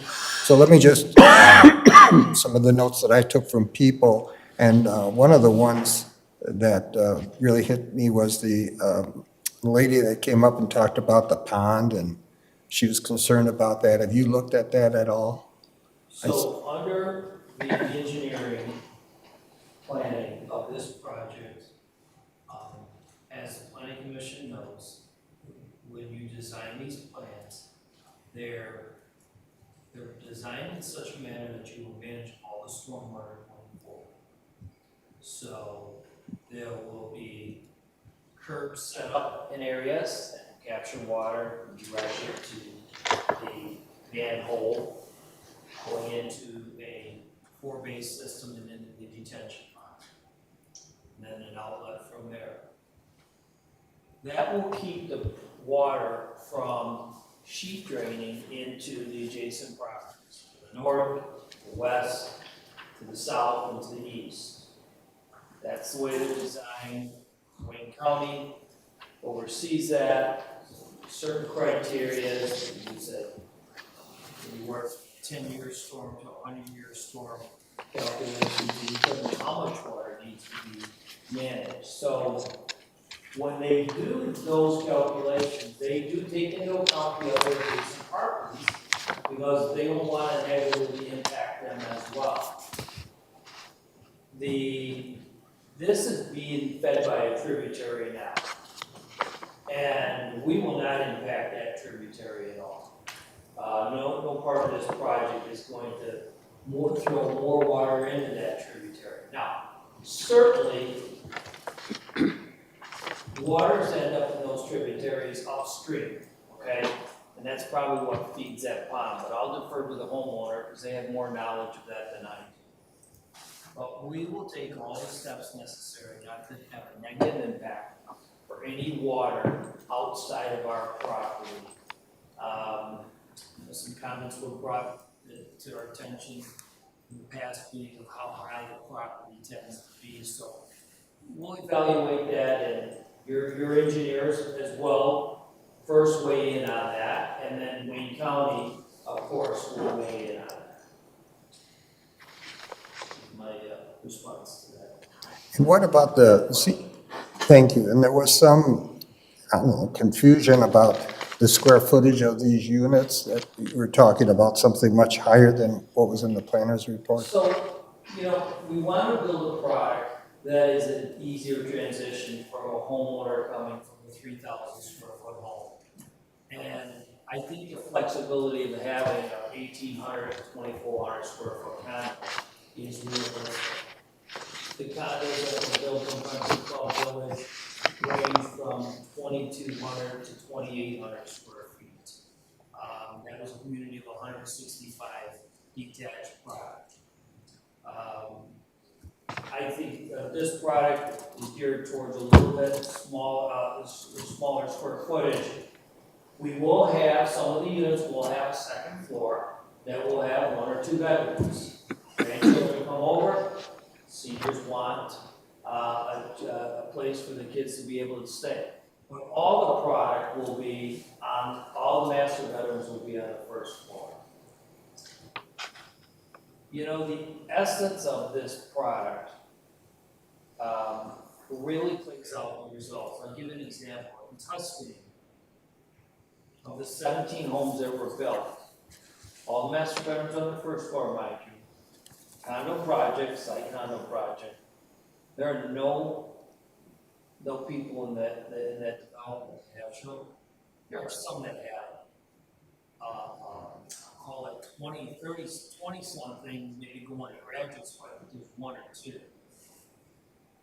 These developments, people find the product that matches their next lifestyle. So I ask people to consider that if you're a senior in this community, what are the options for them to buy and stay in this community? Your master plan had a poll in there, 900 people, 900 residents. All of you were part of that process, or at least were notified to be a part of that process. 900 people notified, responded. And the second top strategy in the entire community, first being establish standards of excellence in aesthetics and design residential developments to ensure the high quality of housing and stability of neighborhoods. And this next one might go to answer a question that came up. Encourage missing middle housing developments that introduce a diversity of housing options of various scales of affordability while encompassing denser, walkable, more connected communities. These are your words.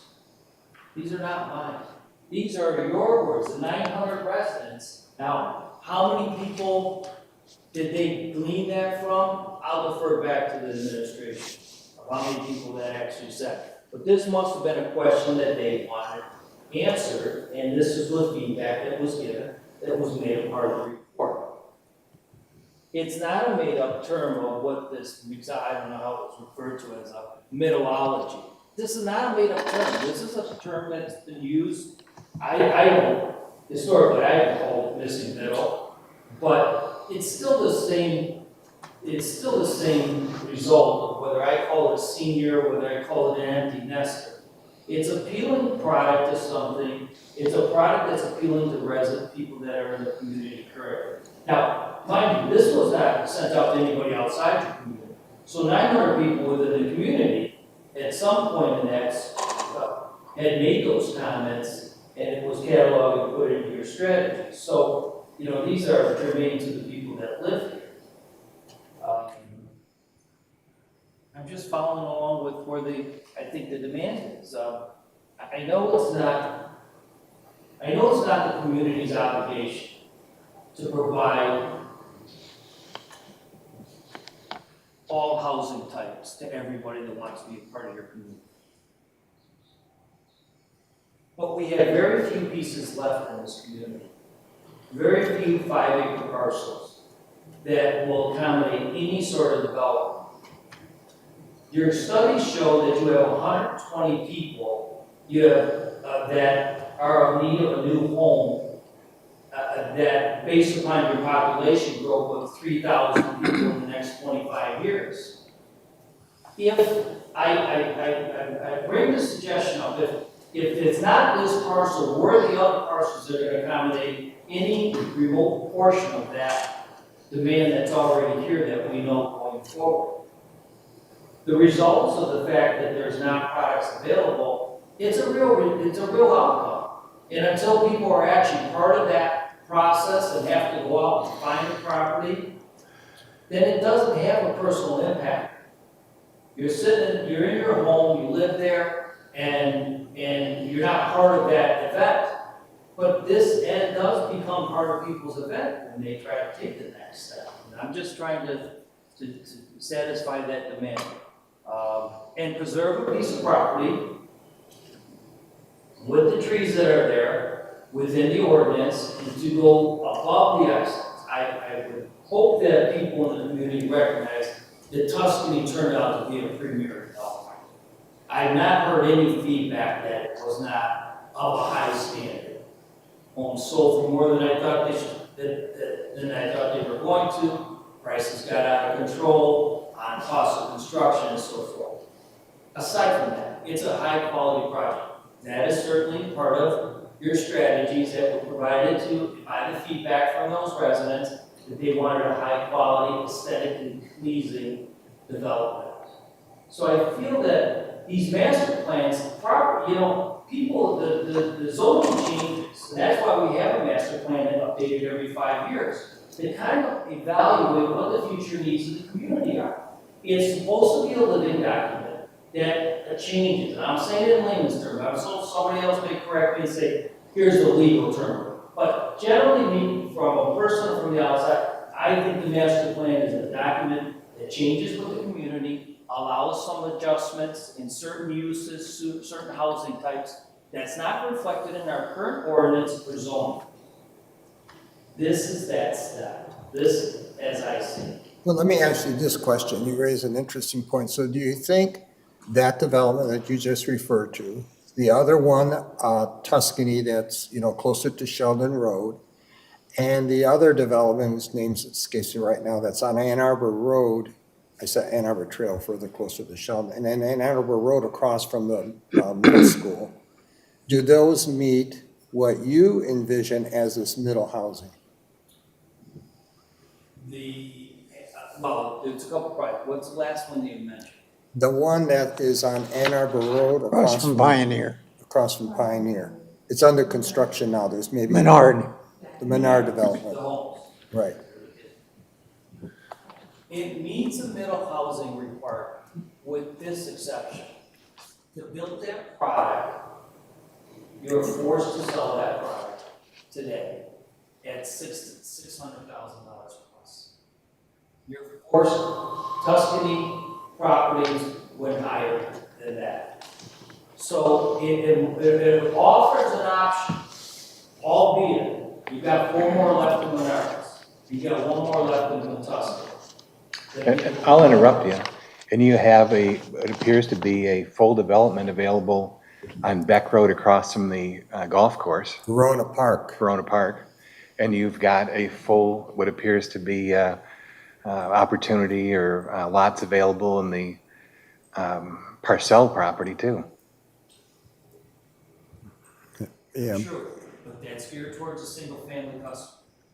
Purcell is geared towards a single family, not as much as a site plan condo, although it's being designed. Remember, with Purcell, you're gonna be able to come in and pick your own elevation, pick your own lot size, pick your own footprint. I can tell you the people that we've been talking to Purcell are primarily overwhelmingly families, because it's an 85-foot lot, it's a 4,000 square foot house, it's on a walk. The Menards, true, you have some product left in it. You have 3 or 4, I think you got 3 homes left in it. That can be a part of, can be 3 options that are available to the community. Well, we're talking a demand that's far exceeds the 3 units that are there. We're talking a demand that is 120 a year. And currently, your studies show you only have 50 online. I'll give you an example. The one that just came online is single family. I actually have people looking in there to buy a single family home that are empty nesters that said, you know, if I gotta buy a single family home, I'll consider buying here just for the time being. They've sold a lot of homes in there. They sold 15 from what I understand. Prices are up around $650,000. That's mostly colonials. I think they only have one product that actually has a master bedroom on the first floor. My point is, that kind of gravitates towards a customer who wants a single family home that looks like a single family neighborhood. The demand is being met. There's no disputing that there are certain other products out there that could accommodate some other of these seniors, but 5 or 6 units to date. And I don't see any other projects coming online. They also come online, but those will be townhouses. There'll be stairs. They'll force people to move to Haggerty, much more congested. 6, 8 units per acre type product. So, if we had an abundance of options, I think that maybe that my points wouldn't be as valid. Yes, we've got 300 units going to be built in Salem Township. Salem Township. It's not Plymouth Township. It's not here. It's a different setting, much bigger development, much like that's going to live more like a large single family development. When you have 300 units, this is going to live like a quaint little condo development. There's a project south of this called the Arbor Hills, I think, on the west side. Arboretum, maybe.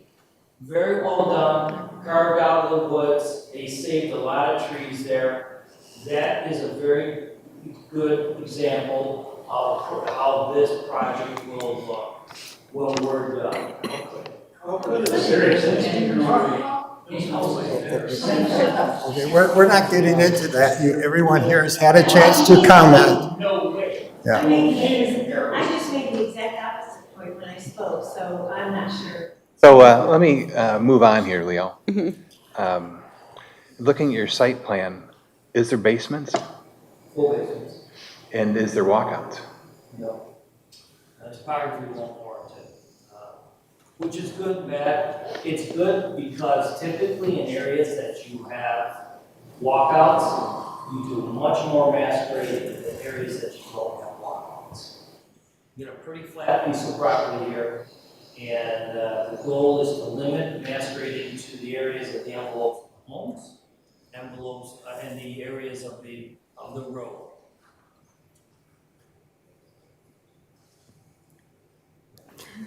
I have a question. Do you have an answer yet about the? Yes, I do. Okay, thank you. So, I apologize for my lack of clarity earlier. So, the cluster housing option does not fundamentally permit a higher density by right. What it does is allow for more flexible planning of the land, which functionally means that developments can get closer to that maximum permitted density than they would otherwise be available to. So, for example, as mentioned by Laura in this report, a under the conventional R1 zoning designation, it would be feasible, aka reasonable, when accounting for utilities and roads and everything else, setbacks, to construct 19 detached dwelling units under the R1 zoning designation. The cluster housing option would change that flexibility of the site and allow for 27 units to be fit on the site. However, that does not change the maximum permitted. The maximum permitted would still be 32 under a non-conditional R1 district. Does that make more sense? I realize this is a tough concept. Yeah. Well, I guess what I want to know is, with the existing zoning and a cluster housing option, how many units could go in there? 10, still a maximum of Still 10. Yeah, the Yes. cluster housing option. Yes, so similarly, like if you didn't have the cluster housing option, you might not be able to fit 10 when you account for a road, when you account for overhead lines, when you account for ditches next to So the the road. range is really 10 to the 10 with the existing zoning and the cluster housing option to what he's proposing of, I think it's 24. 24, yes. Okay. And the difference so the between cluster 20 housing option doesn't change the maximum, it just changes how many can fit on the site. So the maximum is always set by the underlying zoning district. And in this case, he's actually asking to restrict the underlying zoning district to less than the maximum that's allowed.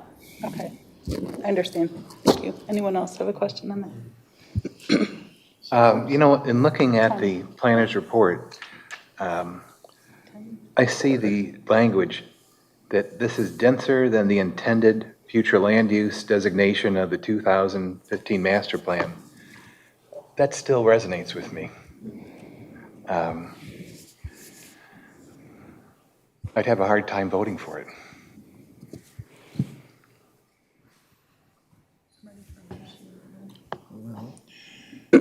Just, I want to go over this one more time.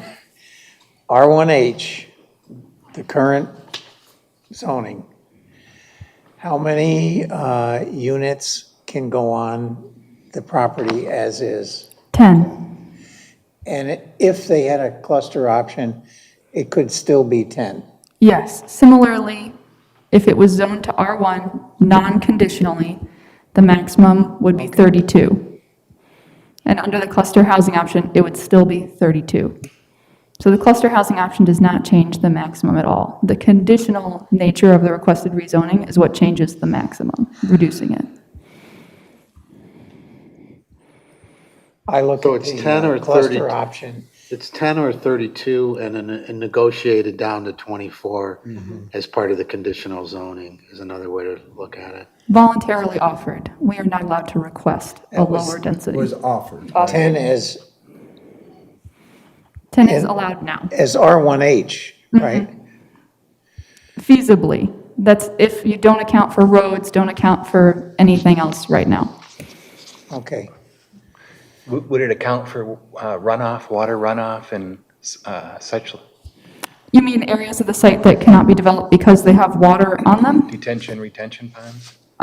So the 10 is assuming a perfectly flat, non-water occupied, nothing going on parcel. So rarely when we see development in the township is that ever what happens, because there's always something in the way. There's always some water, some weird topography, something like that. In this case, it is an almost entirely flat parcel, so 10 is a good estimate, I would say. But again, if you account for road space under a non-cluster housing option, it might be less than 10 that can be feasibly fit. I know that there's concern about if we rezone this parcel, what would happen to the other parcels that are currently zoned R1H? Would it be a slippery slope? How many, and then you might not know the answer to this question, but how many undeveloped parcels in Plymouth Township that are zoned R1H are there remaining that are undeveloped? Good question. That is a good question. Because I don't think in a development like Country Club Village, for your example, they're not going to change the zoning and suddenly be building second homes on people's property, right? It's already developed.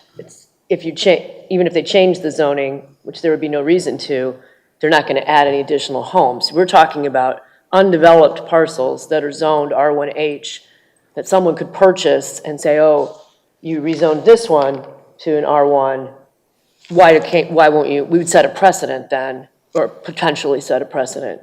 But if there's no other parcels, or very few, Well, a good example would be the Purcell property. They have not, Leo knows, have you sold anything? And they could go back to the drawing board and say, let's start this over again, possibly. Well, the Purcell, we already approved it under cluster housing. Understood. 8 units. Understood. We were permitted by right under 6. And those are 85-foot lots. So Purcell is, designed with the idea in mind that it's gonna be a single-family product.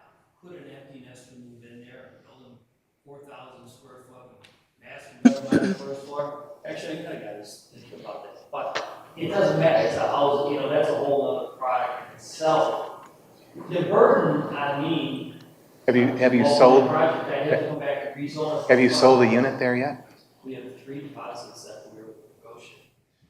Problem with today's construction costs is we want to wait till we get all our costs in before we go back and commit what the number's going to be. And it's a little different there. There you design your own house. I don't know how big a house you want yet, or what the period you want. So it's a little longer process before we get to our hard money, to a non-refundable deposit, coupled with the fact that we've got to get the condo docs recorded. The cluster housing hasn't been finished. It comes before the board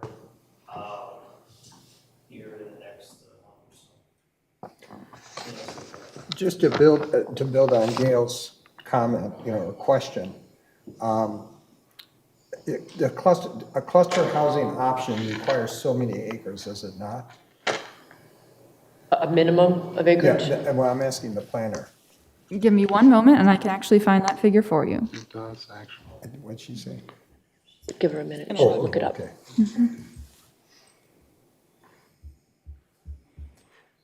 I want to While give you the she's correct looking that number. up, so my point is not only, we could just take 5 acres, that seems like to be a magic number for development. Or if that's the minimum for a cluster housing, it would be interesting, I think useful, to do an inventory of how many of those parcels there are. So if we decided to go through with this, what are we not only giving up for this parcel, but potentially for the rest of the township?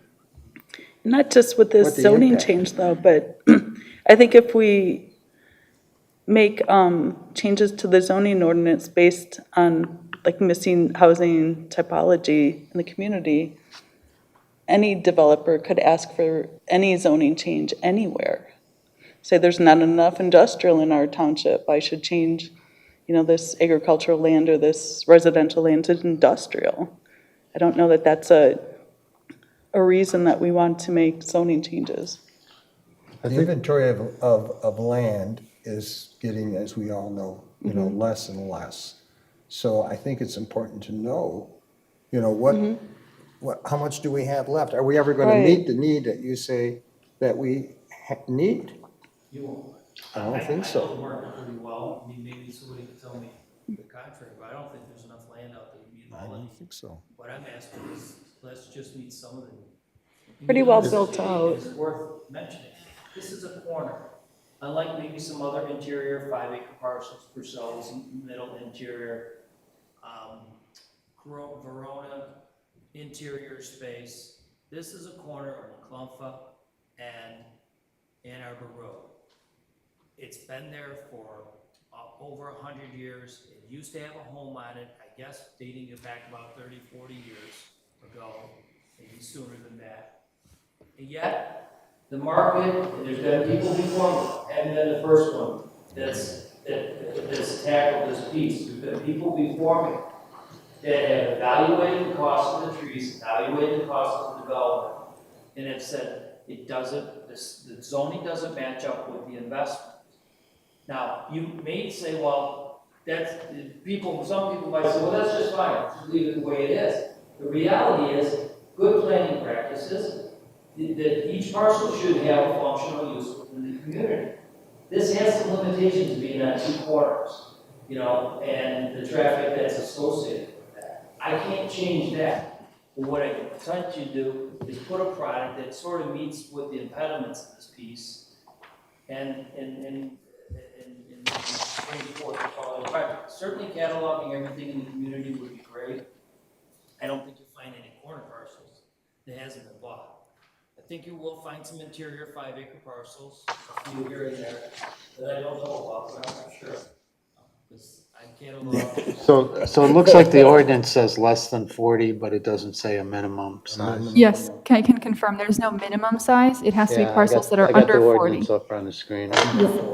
However, the minimum is usually set by the standards for the minimum lot size for each Yeah. property, right? So you couldn't do a cluster housing option on a 2-acre parcel if the minimum lot size for a house is 2 acres. It's not even feasible.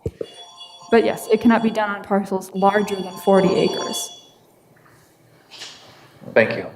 I can think of a parcel, Powell Road, just east of Napier. Powell Road, east of Napier. There was an individual that came in. About 5 acres. Yeah. And then wanted to build something, and we turned it down. I don't remember the details of it, but it was, I do remember it was tight. Whatever Very they tight. wanted to do was really, Dense. remember? That's right here. They had owned it, it was a son and a mother that owned that property. This is the DTE property right here. It was this parcel right in here. You know, the comments regarding other people coming in the future for other zoning classifications. Knowing your market the way I do, there, you have a sufficient amount of light industrial still to expand. There's no question. And you do that. And so from that standpoint, you know, there, and it's worth noting that this is a contract zone. So what this is I offering up the terms to you. That says, and it's very specific how the law reads with Michigan, that the developer has to offer up, and these are restrictions that are placed on the land going forward. It's not a carte blanche for everybody else to come in after you to do that. They have to come in with a compelling reason. They have to come in with something reasonably that's in your zoning, in your master plan that says there's a need for this. Because after all, this is what the zoning, what the master plan kind of spells out. So the standard is it not necessarily higher the line. The standard is there that they have to use your master plan. What is your compelling reason, though? Your justification. Your master plan says right here, one that you all adopted. But then the underlying question is this the right place to meet that need? That's the bottom line. I think we all agree there's a need. I think the better question is whether this particular project would meet that need. I think that's. So there's another question. That's a more, because you keep talking about senior housing. This is not senior housing. Well, people that will live here will be seniors. Now, I don't know what you Maybe. consider. You consider someone a senior of 55 and older, 60 and older? Well, the older I get, the more I raise that. You know, I think it satisfies a need for people that are looking for the next stage of housing in their life. If they happen to be a 55-year-old that wants to move out of their 4,000 square foot house in Country Club Village and make way for 2-3 children that want to move into that home because that's more right sized for their lifestyle, I still say that's a win for the community. I don't see that as a downside. I've lived it myself and being part of these communities. So, you know, the product, if the information that I followed along with you, and I don't feel that I'm going outside of what the demand or sort of the strategies that was spelled out in your master plan. And what the community spoke, you know, people gave input on this.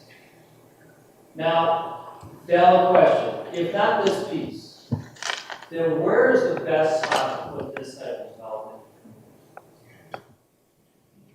Can't. Can't. Okay.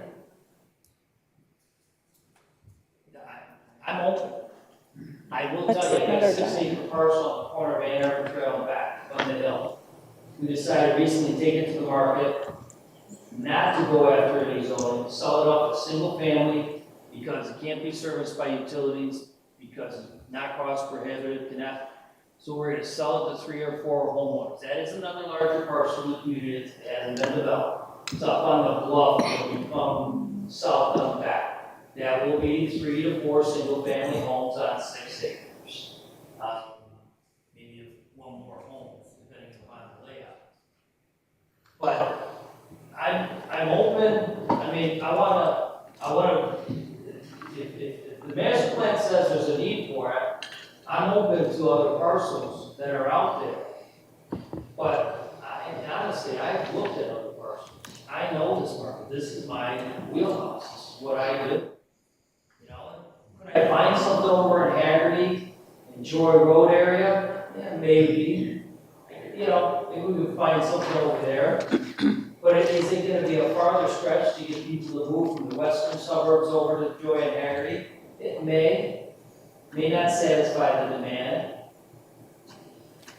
But even the planner, even, Might not be as appealing. yeah, but even the planner's report says this is much denser than what the master plan calls for, whatever term, wherever you found it in here. Right. Right, it's right here, while denser than the intended future land use designation. That's also in the master plan. 1.41 more. I don't disagree with that, but I brought this project before you when you guys started your master plan in February 2012, 21. I brought it before you. I put it out as a discussion. I said, now we're in the midst of this master plan discussion. We're talking about different rezoning different pieces of property throughout the community. And you did a great job. There's about 3 or 4 parcels that got rezoned, or I'll say amended in the master plan. So I introduced this idea during that process, knowing that that was the time to do it. And if it was not addressed then, the suggestion was, let's just wait till a little bit longer in the process. Well, master plan went through its process, or this could have been a partly amendment of the master plan, just like those other parcels that you rezoned, which was reasonably appropriate under the master plan guidelines.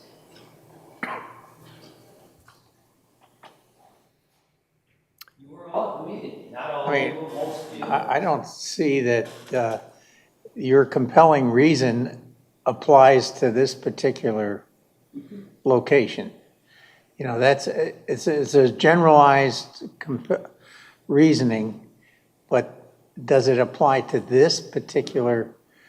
You know, if you go, you're talking about first floor master bedrooms. You go next door to Woodlore North, Woodlore South, Arboretum. Half these places have master bedrooms on the first floor. I agree, they're very marketable. They're highly desirable. That's not a reason to jam them together, though, and change the zoning when it affects the people who are longstanding residents there. It's a very good point. I agree with you. There are a lot of Cape Cods in all the communities. Here's the difference. Try to get a landscape. Try to do outside maintenance when you're 80 years old. Try to keep up with all of that. This is a maintenance-free lifestyle. There is a distinct difference. You take care of the lawns, you take care of the snow removal, you take care of all the outside maintenance. In today's society, trying to get trees to do anything on these single-family homes is a burden. Now, I don't know, maybe you all been lucky that you've been able to get trees out, but I can tell you it's been taxing. I don't think that that's going to change. And I do know that even if it does change, the reality is that maintaining a single-family home in these neighborhoods are going to continue to get more and more expensive, and that's going to be a burden on people as they get older. Maybe they can afford it. Maybe they just don't have the time to do it anymore, or nor have the stamina to do it when they're in their later years of 70, 80 years old. There is a distinct difference. People who have looked in my area, And they wound up saying, well, we'll just hire stuff done because the condo fees are, you're going to pay for that anyway. None of it's going to go away. And I kind of disagree that you can't get somebody to do something. The trucks are up and down the street. I don't know, I see a shortage. I don't, honestly, I don't see, and it's a cost so that the older homes continue to get older and need more capital improvements. Certainly, we can get people to do it, but still there's a cost associated with it. Why not take that burden off and give somebody a carefree lifestyle? If they want to stay in their single family home till they're 80 or 90 years old, they still have the choice to do that. I'm not telling people how to live. I'm just catering to the people that want a different lifestyle than the one they already have. I'm just offering one option to the community. 24 units in the entire community, I'm offering them that option, which clearly states that your master plan supports a middle housing. So if we're going to provide middle housing to the community, we're not going to provide it here, then where? And maybe the idea now is to kind of evaluate what other options that are out there, if that's the way the planning commission wants to do, and see what other potential properties that are out there for this. But that was done during your master plan.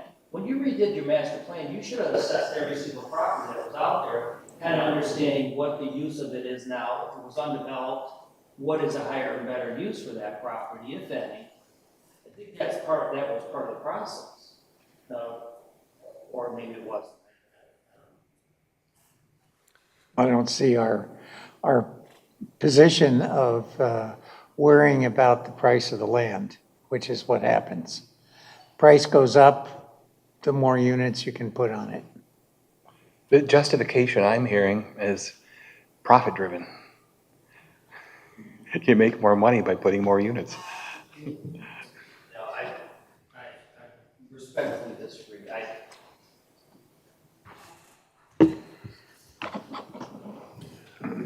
Your master plan that you all agreed had was good basic information, good foundation that you all agreed and adopted.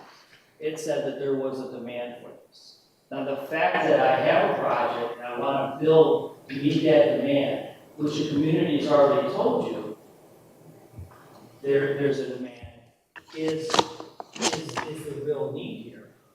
Whether I can build, the way I look at it, if I have 24 more residents in this community, not force them to move to Northville, John Moran, good example, Colonial Collision, lived here for 40 years. Got a business in town, everybody knows it. Look, last year, got desperate, finally bought a condo in North. So, I really didn't want to move to North. Lived here all my life, wanted to stay here. Now, these are real circumstances. These are real steps that people take. Well, I think we've kind of beaten this whole thing into the ground already. I think that's a clear, we understand what your point is. So the commission needs to decide what they want to do. They can either table this for some additional information if you want to see if we can ever address the needs that he proposes that there is, or deny it, or approve it. And whatever we need to do other than tabling, we need to have findings of fact in the motion.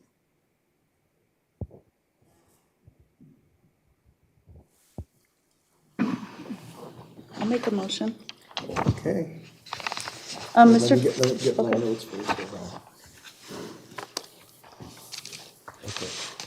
Mr. Chairman, I move that we recommend to the Board of Trustees the denial of application PC number 2437, Town Place Corner Conditional Rezoning, because it is denser than the future land use designation of the 2015 Master Plan, and it is inconsistent with the single-family zoning classifications of the surrounding land. Anyone have additions to that for reasons, findings of fact? I think that's good. Okay. Second. moved by Commissioner Barberina and supported by Commissioner Postel, to recommend to the Board of Trustees a denial of application 2437 based on stated findings of fact. I think we should do a roll call vote. Okay. Just find that. And I know you all got the part. Can you tell us, to be clear, exactly what a yes or no vote means? A yes means you agree with denying it. A no means you disagree with denying it. If you want to recommend denial, you vote yes. If you want to be against that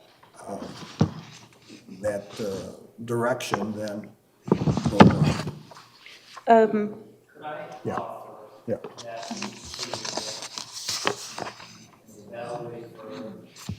There's a motion on the floor. There's a motion on the floor. We need to. When the motion goes through, then you have no right to table. So why are you suggesting tabling? I want to evaluate the other two suggestions, middle market, which has adopted. This master plan. I want to evaluate the other parcels and kind of meet that middle housing. I don't think we have an obligation to meet that because there's a demand, that we need to meet that demand. You can identify the demand, but that doesn't mean we have to change the rules in order to meet that demand.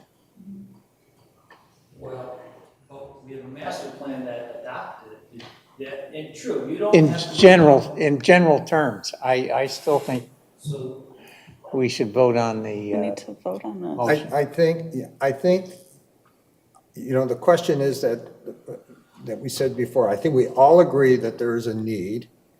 Whether it's our role to meet that need, that's sort of a philosophical question. But we are here primarily to look at the use of this property. So after hearing all that discussion, I mean, the motion, the person that made the motion and supported it feels that based on the findings of fact that they said, there were 2 or 3 of them, that this is not an appropriate use of this land. Now, maybe you can find another parcel somewhere and we could take that under consideration. I mean, any other thoughts? Take the vote. Okay, take the vote. Okay, I'll go down the list. Dennis Sabowski. Yes. Kendra Barberina votes yes. Tim Boyd. Yes. Bob Dorshevitz. Yes. Gail Grieger. No. John Itzel. Yes. And Keith Postel. Yes. Okay. Okay, the motion passes. And I believe we still have to close the public hearing. Is that right, Denise? I did close it. Oh, okay. Then I must have skipped that part. Thanks. Okay, thank you all for coming. You're more than welcome to stay for the next 2 items if you so wish. Sunny J is up next. I have no one that wishes to stay, as they all Head for the door.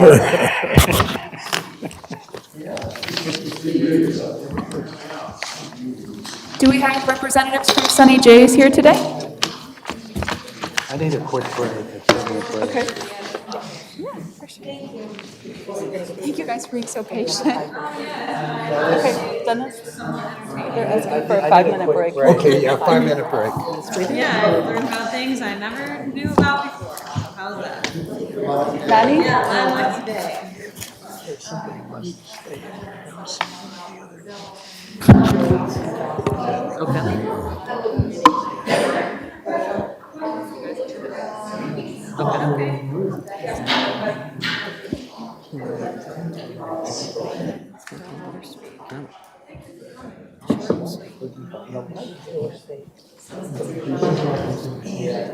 Good night. Thank you for coming. Oh, really? But you saw our store. That's nice. 37 years. No, we're taking a 5-minute break. And we're Because people have to file. Yeah. It's the only place to get more space, kind of. You can't get it done, kind of. My suspicion is we haven't heard the last of Leo. Well, it's going to go before the board of trustees. Oh, yeah? Yeah. He could withdraw.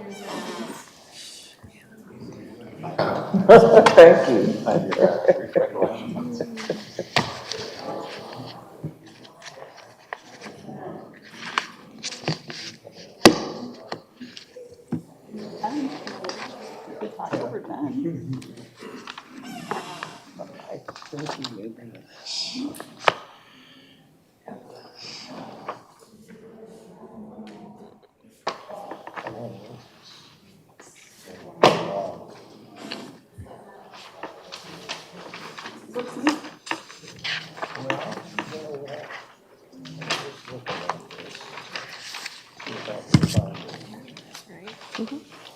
I told you about the holiday next.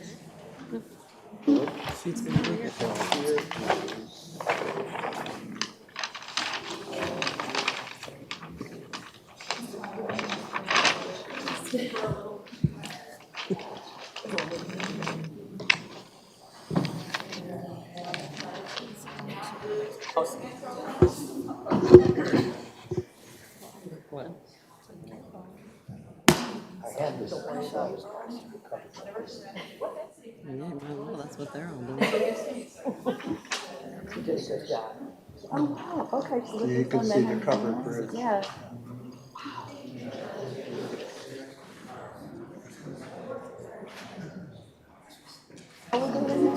Five, well, one's almost 5.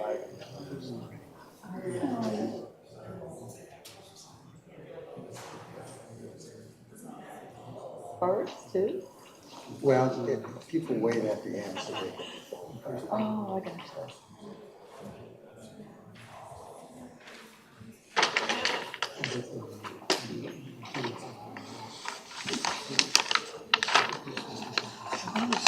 Google Maps. It's sort of hard to spell. Yeah. But you get the idea. There's 2 versions of it. You go to maps.google.com or earth.google.com. The Earth is more 3D. But yeah, it's just a website. Okay. And you used to have to download something, but you don't have to do that anymore. But it's pretty cool. Yeah, oh yeah. Dresses itself, brushes his teeth. And if you can believe it, makes his own people into it.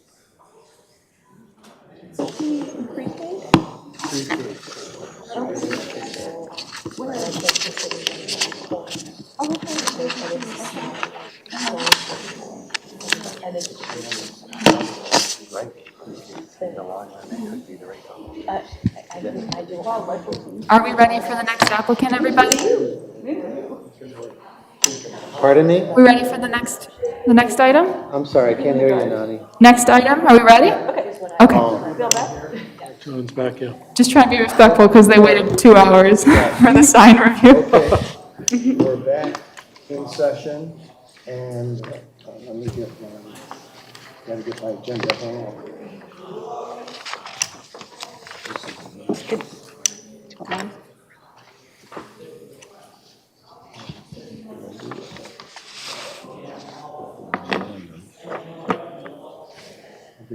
Let me make sure I didn't take it. 20 J's.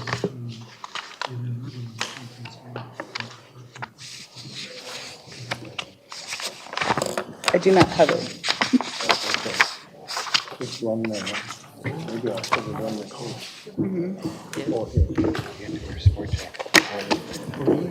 That's cool. I like that today. Oh, you need longer Well, arms. why don't you, take this application. 5 years ago. While I look for the agenda. So go ahead with the planner's report. All right, planners report for Sunny J's, Planning Commission, item 2438, sign review number 1. So the planning department has reviewed this sign application, which is before you today. We are recommending that the planning commission grant approval of the proposed internally illuminated wall sign, which totals 41.25 square feet in size, as it complies with all zoning ordinance standards, provided that the commission finds the 16-inch height letters to be acceptable. To clarify, per section 14.10.3F, any sign which contains letters larger than 16 inches requires planning commission approval. The subject sign does not contain letters that are larger than 16 inches, they're exactly 16 inches. So we put that before you tonight. Otherwise, in our review, everything looked great. Okay. Did you have anything to add, the applicant? Just that we're a third-generation family business. My mom graduated from Plymouth High downtown in 1957, Salem 1981, and Plymouth Christian in 2012. We service the community, customers from all over, and we're a family business just helping out the community. Been in Plymouth 37 years downtown. Didn't have a big enough space to move to, so we moved to Arbor Road. You still Perfect. Thank you for relocating, still in the Plymouth community, but in the township. So Yes. Do you appreciate also have an operation in Howell? Yes, I do. 17 years in Howell. And any others? That is as far as I'm going. She'd like to go to Naples, Florida next. Yep. Taking it south. Well, we're sorry to lose Snap Fitness, but we're very happy to have you It's stay in the community. Papa Hermanos, isn't it? No, it's not. It's on the No, corner. it was more on the end, Oh, where on the Snap corner. Fitness Okay. location. Yeah, Snap that was. was a I saw the fitness available place. in that. Yeah, that no, one's Snap was that. Fitness was Okay. there. What That's was right. the fitness place? Snap Fitness. Yeah. Yeah, one of those 24-hour And fitness when places. is the move? Have you moved? Yeah. June 1st is our goal To open. to open. Does So Mr. the building Pennington is have a new done. tenant? Say that again? Does Mr. Pennington have a new tenant at the, He thought he did, but it fell through due to construction cost, yes. So, yeah. Okay. All right, is there a motion to approve application 2438? I'll make a motion. Mr. Chairman, I move that we approve application PC 2438, Sunny J's sign review, or sign, as presented. Is there a second? Second, Actually, I'm just going to add a little bit more. Okay.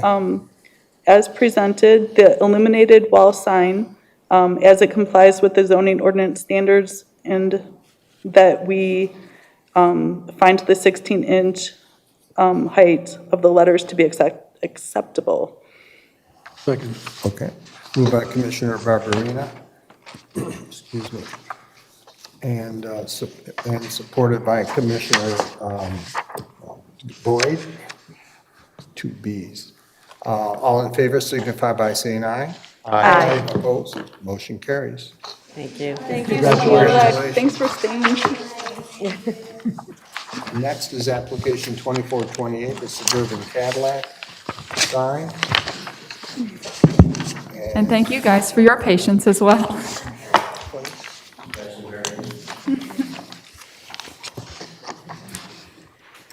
I always put the initial. So- Two Bs. This item was before you at the previous Planning Commission meeting. Previously, the Planning Commission approved one ground sign for the Suburban Cadillac location and tabled the second ground sign to tonight's meeting. Per the planner's report, the applicant is requesting two monument signs along Arbor Road and is requesting approval from the Planning Commission for the second sign. The applicant must demonstrate to the satisfaction of the commission the second monument sign is warranted in this location. Was anyone missing at the last meeting? I wasn't present, but of the commissioners, was anyone out here? You weren't here? I was missing. Okay, then I'll cover a little bit of what happened at the Oh, you last know what? meeting. I was here, I'm sorry. Oh, okay, so everybody was here. Right. Okay, great. Then does anyone have questions for the planner regarding the difference between today and last time? Our report has not fundamentally changed. So the burden is on the applicant to justify the reason for two monument signs. Essentially, yes. And there are no other businesses in the Art District that have two monument signs. Those that do are non-conforming. So for example, Suburban Cadillac has two monument signs right now, but those were permitted under a previous zoning district, if that makes sense. Yeah, right. So, all right. Well, we're waiting to hear your story. Hi, I'm Joe Gilardoni with Lithia. We're the owner-operator of Suburban Cadillac. Thank you for... Need to get closer to the mic. Thank you for hearing us out on this. Yeah, our biggest challenge is our including myself, my first time going to the site was when you get off 275, it's really difficult to see the building with the trees and the foliage.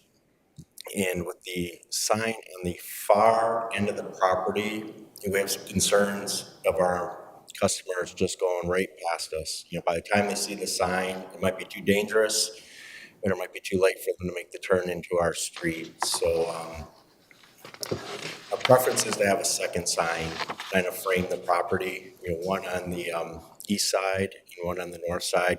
Basically, currently what it has. We did make some concessions. We brought the sign down. The current signs are 25 feet high. And what was the square footage on those? The current signs? Yeah, so they're about 100 square feet, and then we reduced them to 8 foot in height, just to kind of give it the more, the better look for the city. So, and the new ones are 32 square feet. So, our business operates like any other car dealership. We have 2 functions. We have our new car sale, well, really 3 if you include our service, but new car and pre-owned sales. So typically with our Cadillac, the Cadillac program is one sign will be designated pre-owned, and the other sign will be designated just the normal Cadillac. So, So let me ask you a question, sort of related to your sign. So when you came to this location for the first time, you came off of 275 and then you were going eastbound on Ann Arbor Road? That's correct. And how did you enter the site? Were you able to make a left turn directly onto the site? I believe I... You mean westbound on Ann Arbor? Westbound. Yeah, going westbound. Right, yeah, westbound. And I'm from the area, but I've never really recognized the site. So the first time I saw it, I actually turned around in the Lincoln dealer. So as a Cadillac vendor, that's probably not our preference. So I blew right past it. You don't see the sign that well with the trees. You don't see the entrance. And then also, we don't have an entrance on Ann Arbor Trail. Our entrances are on the side roads. Ann Arbor Road. Ann Arbor Road, I'm sorry. Right. Well, I asked that question is because it's very difficult to make a left turn. When you're going westbound, on Ann Arbor Road, just coming off the 275. And actually, the way you did it probably made sense because it gave you a little more of, how can I say it, deceleration. Mm-hmm. It'd say, oh, it was back there. And then you could cut through the Lincoln dealership right onto Massey Drive and then right into your own place of business. Yeah, so, obviously, sending our customers through competitors, but not our Well, own choice. And then I'm not sure if the Lincoln dealership would appreciate extra traffic. Get you a deal. Yeah.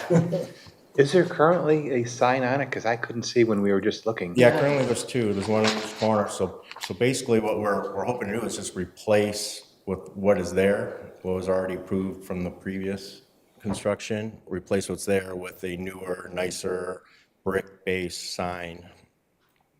So in the same location? That's it right there where he's. There's a sign right here. Let's see where it is.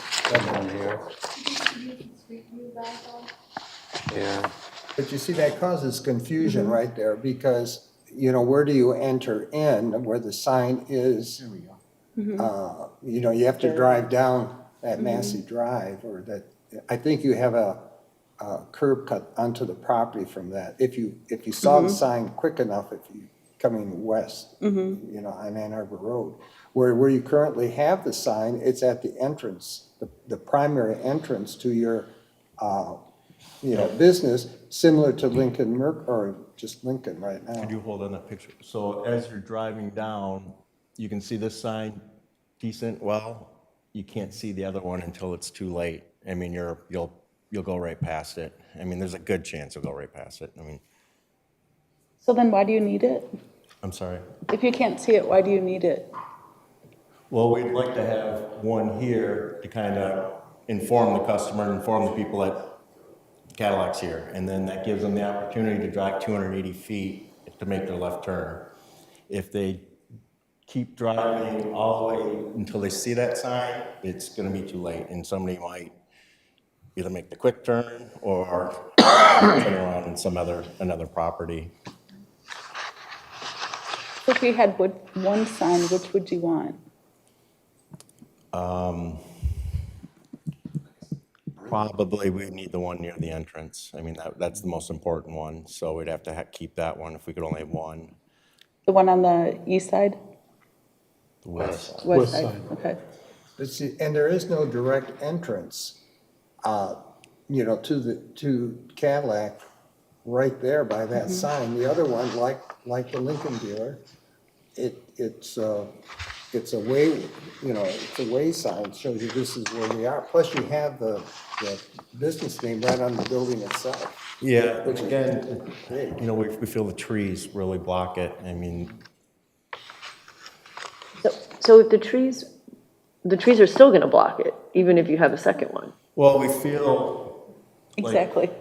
we feel like the trees cap, the signs cap the trees, so there's on each side. So if you're coming from the west, you'll see the sign. If you're coming from the east, you'll see the sign. We feel there's a big hindrance. If you're coming from the east, you won't see the sign until it's too late. I mean, not every person and most of our customers will recognize where our site is, but it will happen.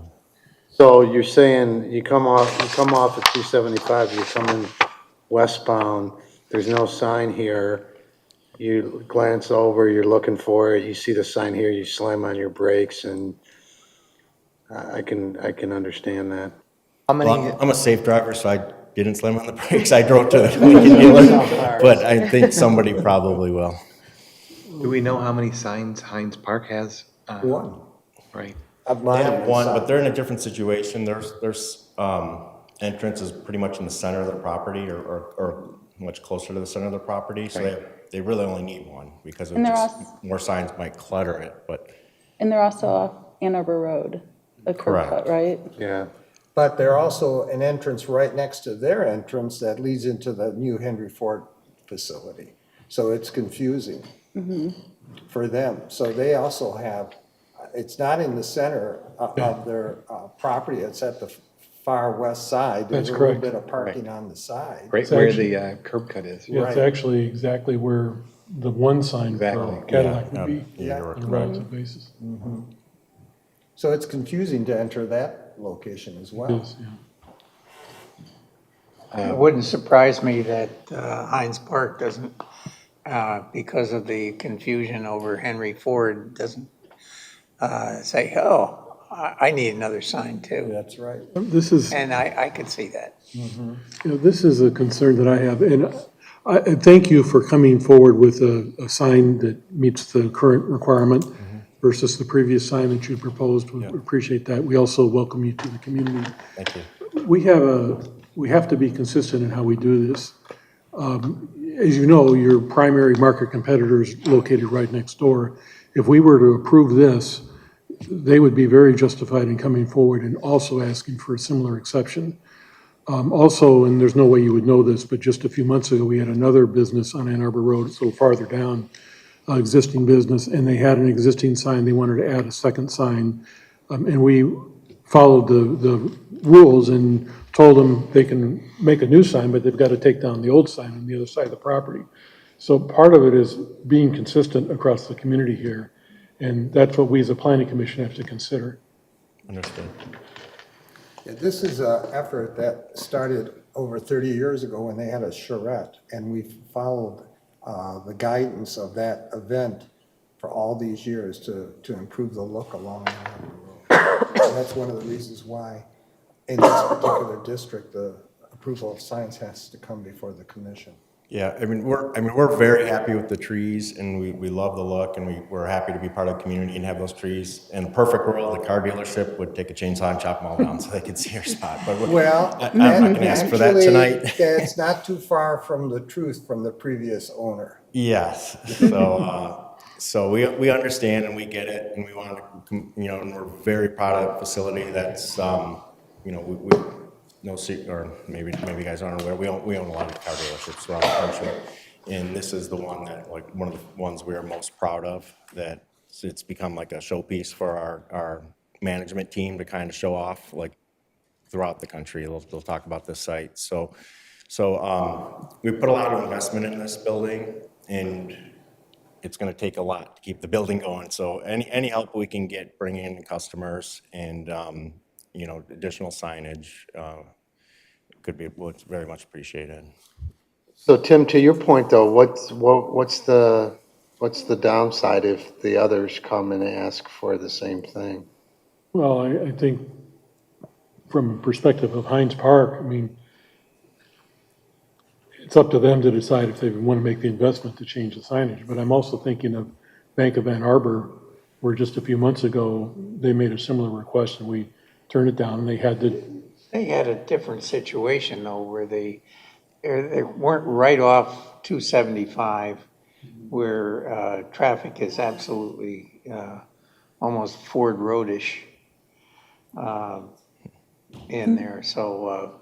They also have a curb cut off of Ann Arbor Road instead of the two side streets in this location. Well, they were a corner location too. They were still a corner, but Right. they still had a curb cut off of Ann Arbor Road. That's correct.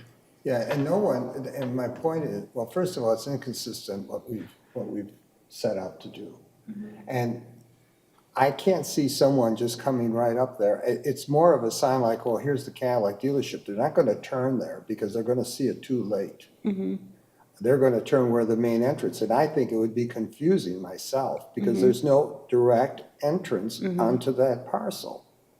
It's over at the other end, just like it is with Heinz Park. And I think the other point is true, that when the Henry Ford facility opens up, then Heinz Park could very well come in and say it's too confusing. The two curb cuts are right next to each other. Right. I'm not able to read your mechanicals as far as the numbers. Did you say the total height was 8 foot? That's correct. Right.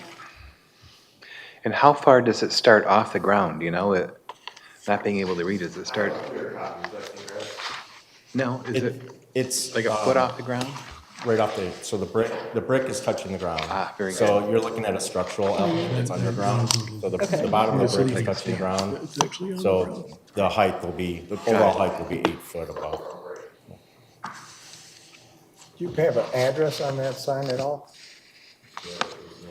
No number. You want one?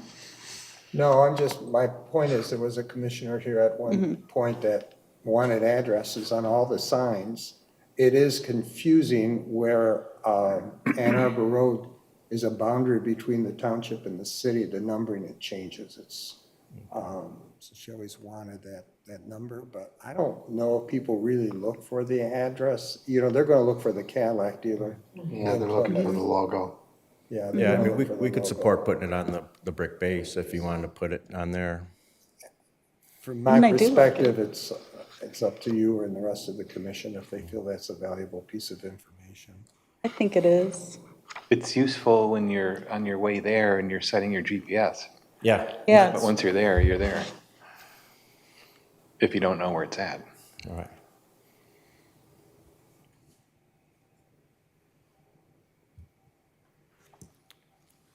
Well, are we ready for a motion, or do you want to talk about it some more? or- Whoever wants to make it. Okay, let's have for 2428 Suburban Cadillac sign review. Approval for the sign as, second sign as presented because of the traffic situation. Well, you have to be more specific, because you have to have findings of fact for the next person that's going to come in. Okay. So is Relative it to sightline 275. problems? You know, what is the rationale for it? And does anyone else have an opinion that they want to? Oh, relative to what Keith was saying to 275 and the way that it, Entering from the east, it is too abrupt. Potentially hazardous. And potentially hazardous And there for is no- the identification of the location. and no curb cut on Ann Arbor Road.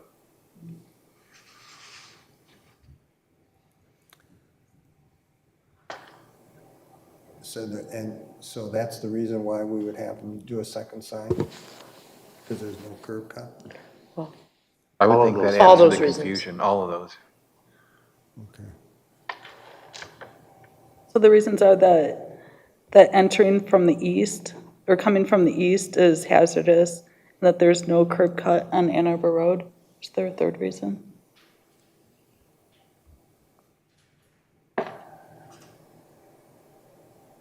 Were those the reasons? Those are the Okay. reasons? Yeah. Okay. Is there support? Support. Moved by Commissioner Postel, supported by Commissioner Itzel, to approve the second monument signs, findings of, what said findings of fact. All in favor signify by saying aye. Aye. Opposed? I'm opposed. Opposed. Two opposed. I'm going to oppose too. Three opposed. You want to take a roll call? Just, Yeah, take a roll call. Okay. Get my list here. Let's see, Dennis Sabolsky, No. Kendra Barberina votes no. Tim Boyd, No. Bob Dorchevitz, yes. Gail Grieger, Yes. John Itzel, Yes. Keith Postel. Yes. Okay, Okay. all right. Ayes have it. Well, we appreciate your investment in the community. I have followed what Cadillac, the company itself, and the dealership line have had to go through with the EV vehicles that are coming, and I know it's a major investment. Oh, yeah. So wish you good success. Have you guys been in the facility yet? No, Get a next chance to time I buy. bring my car in for servicing, I'll look it over. I'll just go some. All right. Good luck. We're good. Thank you. Thank you very much. Thank you Good for luck. your patience with the meeting. One that you'll never want to remember. And we have the was a planning crisis. and zoning monthly report. Is there anyone who has questions on it, But that's not why I voted. the monthly report? No. I don't. And any comments from the commission? Yes, I have one. Okay. We had a theme in both, I think, the planning commission.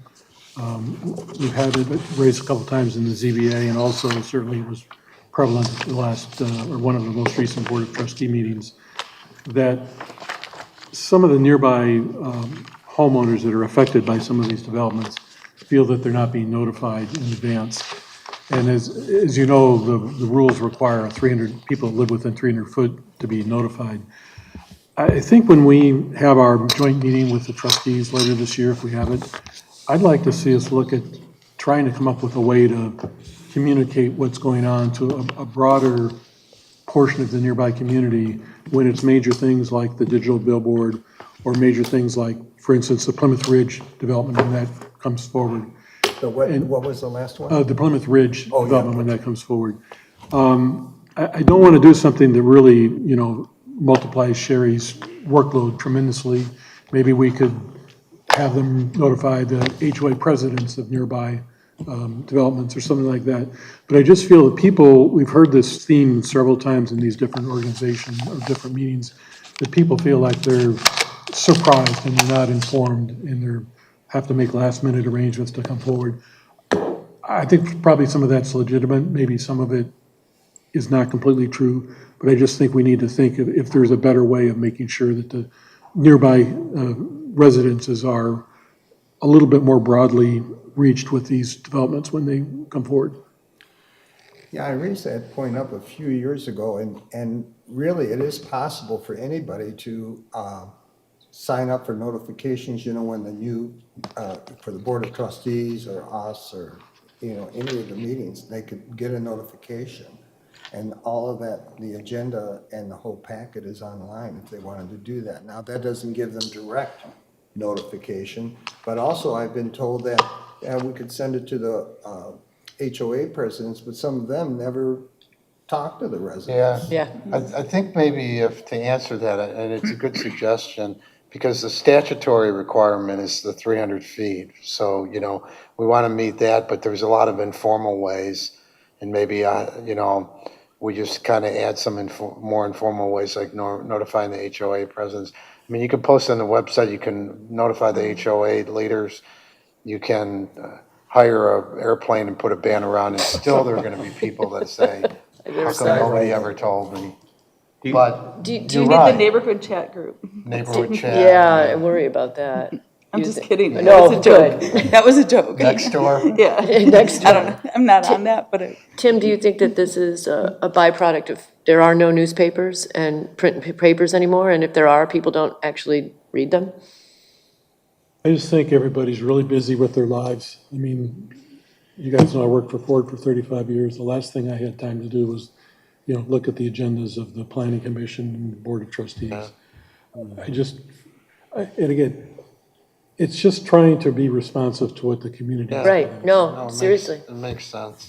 Bob, do you know, when it's statutory 300 foot, does it have language like no less than? Or in other words, could we look at increasing the 400 to a higher number?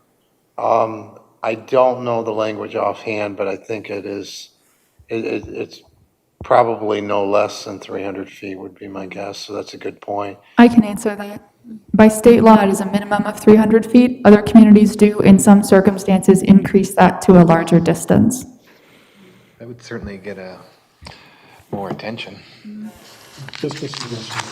Yeah, the billboard thing was an unusual situation because you got a freeway on one side and you have industrial park on the other side. So there weren't many properties that are within 300 feet of the lot lines of where those billboards are going, or they hope to be going. But the impact, see, goes way beyond the 300 feet. It sure That's does. the problem. Sure does. May I recommend something as well? I think public knowledge of the e-notify system, which notifies residents by text or email of planning commission updates and meetings, is not very well advertised. I think it's something that we should mention at the beginning of planning commission meetings when everyone is here, just in the introduction rather than at the end during something like commissioner comments where nobody's here to hear about it. Just to make everyone aware of that that's a possibility, and to mention that if a resident doesn't have text or email, by state law, we still must provide them with an update, and they can join a physical mailing list as well if that's absolutely necessary for them. So the state is the one that requires that we provide a mailing list, essentially, digital and or physical, for planning commission, public bodies, board of trustees, everything like that. But in my opinion, it would be great to advertise that when everyone's here, routinely. And if we do it for enough meetings after, like one after another, I think we would get better use of that system. that's a good idea. That's a great idea. Yeah, almost the state needs to look at how these notifications need to be done. I mean, we publish it in the paper, but how many people even subscribe to the paper? The internet seems a more effective way, but recognizing not everyone uses the internet or wants to use the internet. So mail is still probably the best way if people just don't toss it thinking it's some junk mail. Increasing how many feet you notify people seems more effective by mail and the internet. Certainly both might be the most effective, yeah.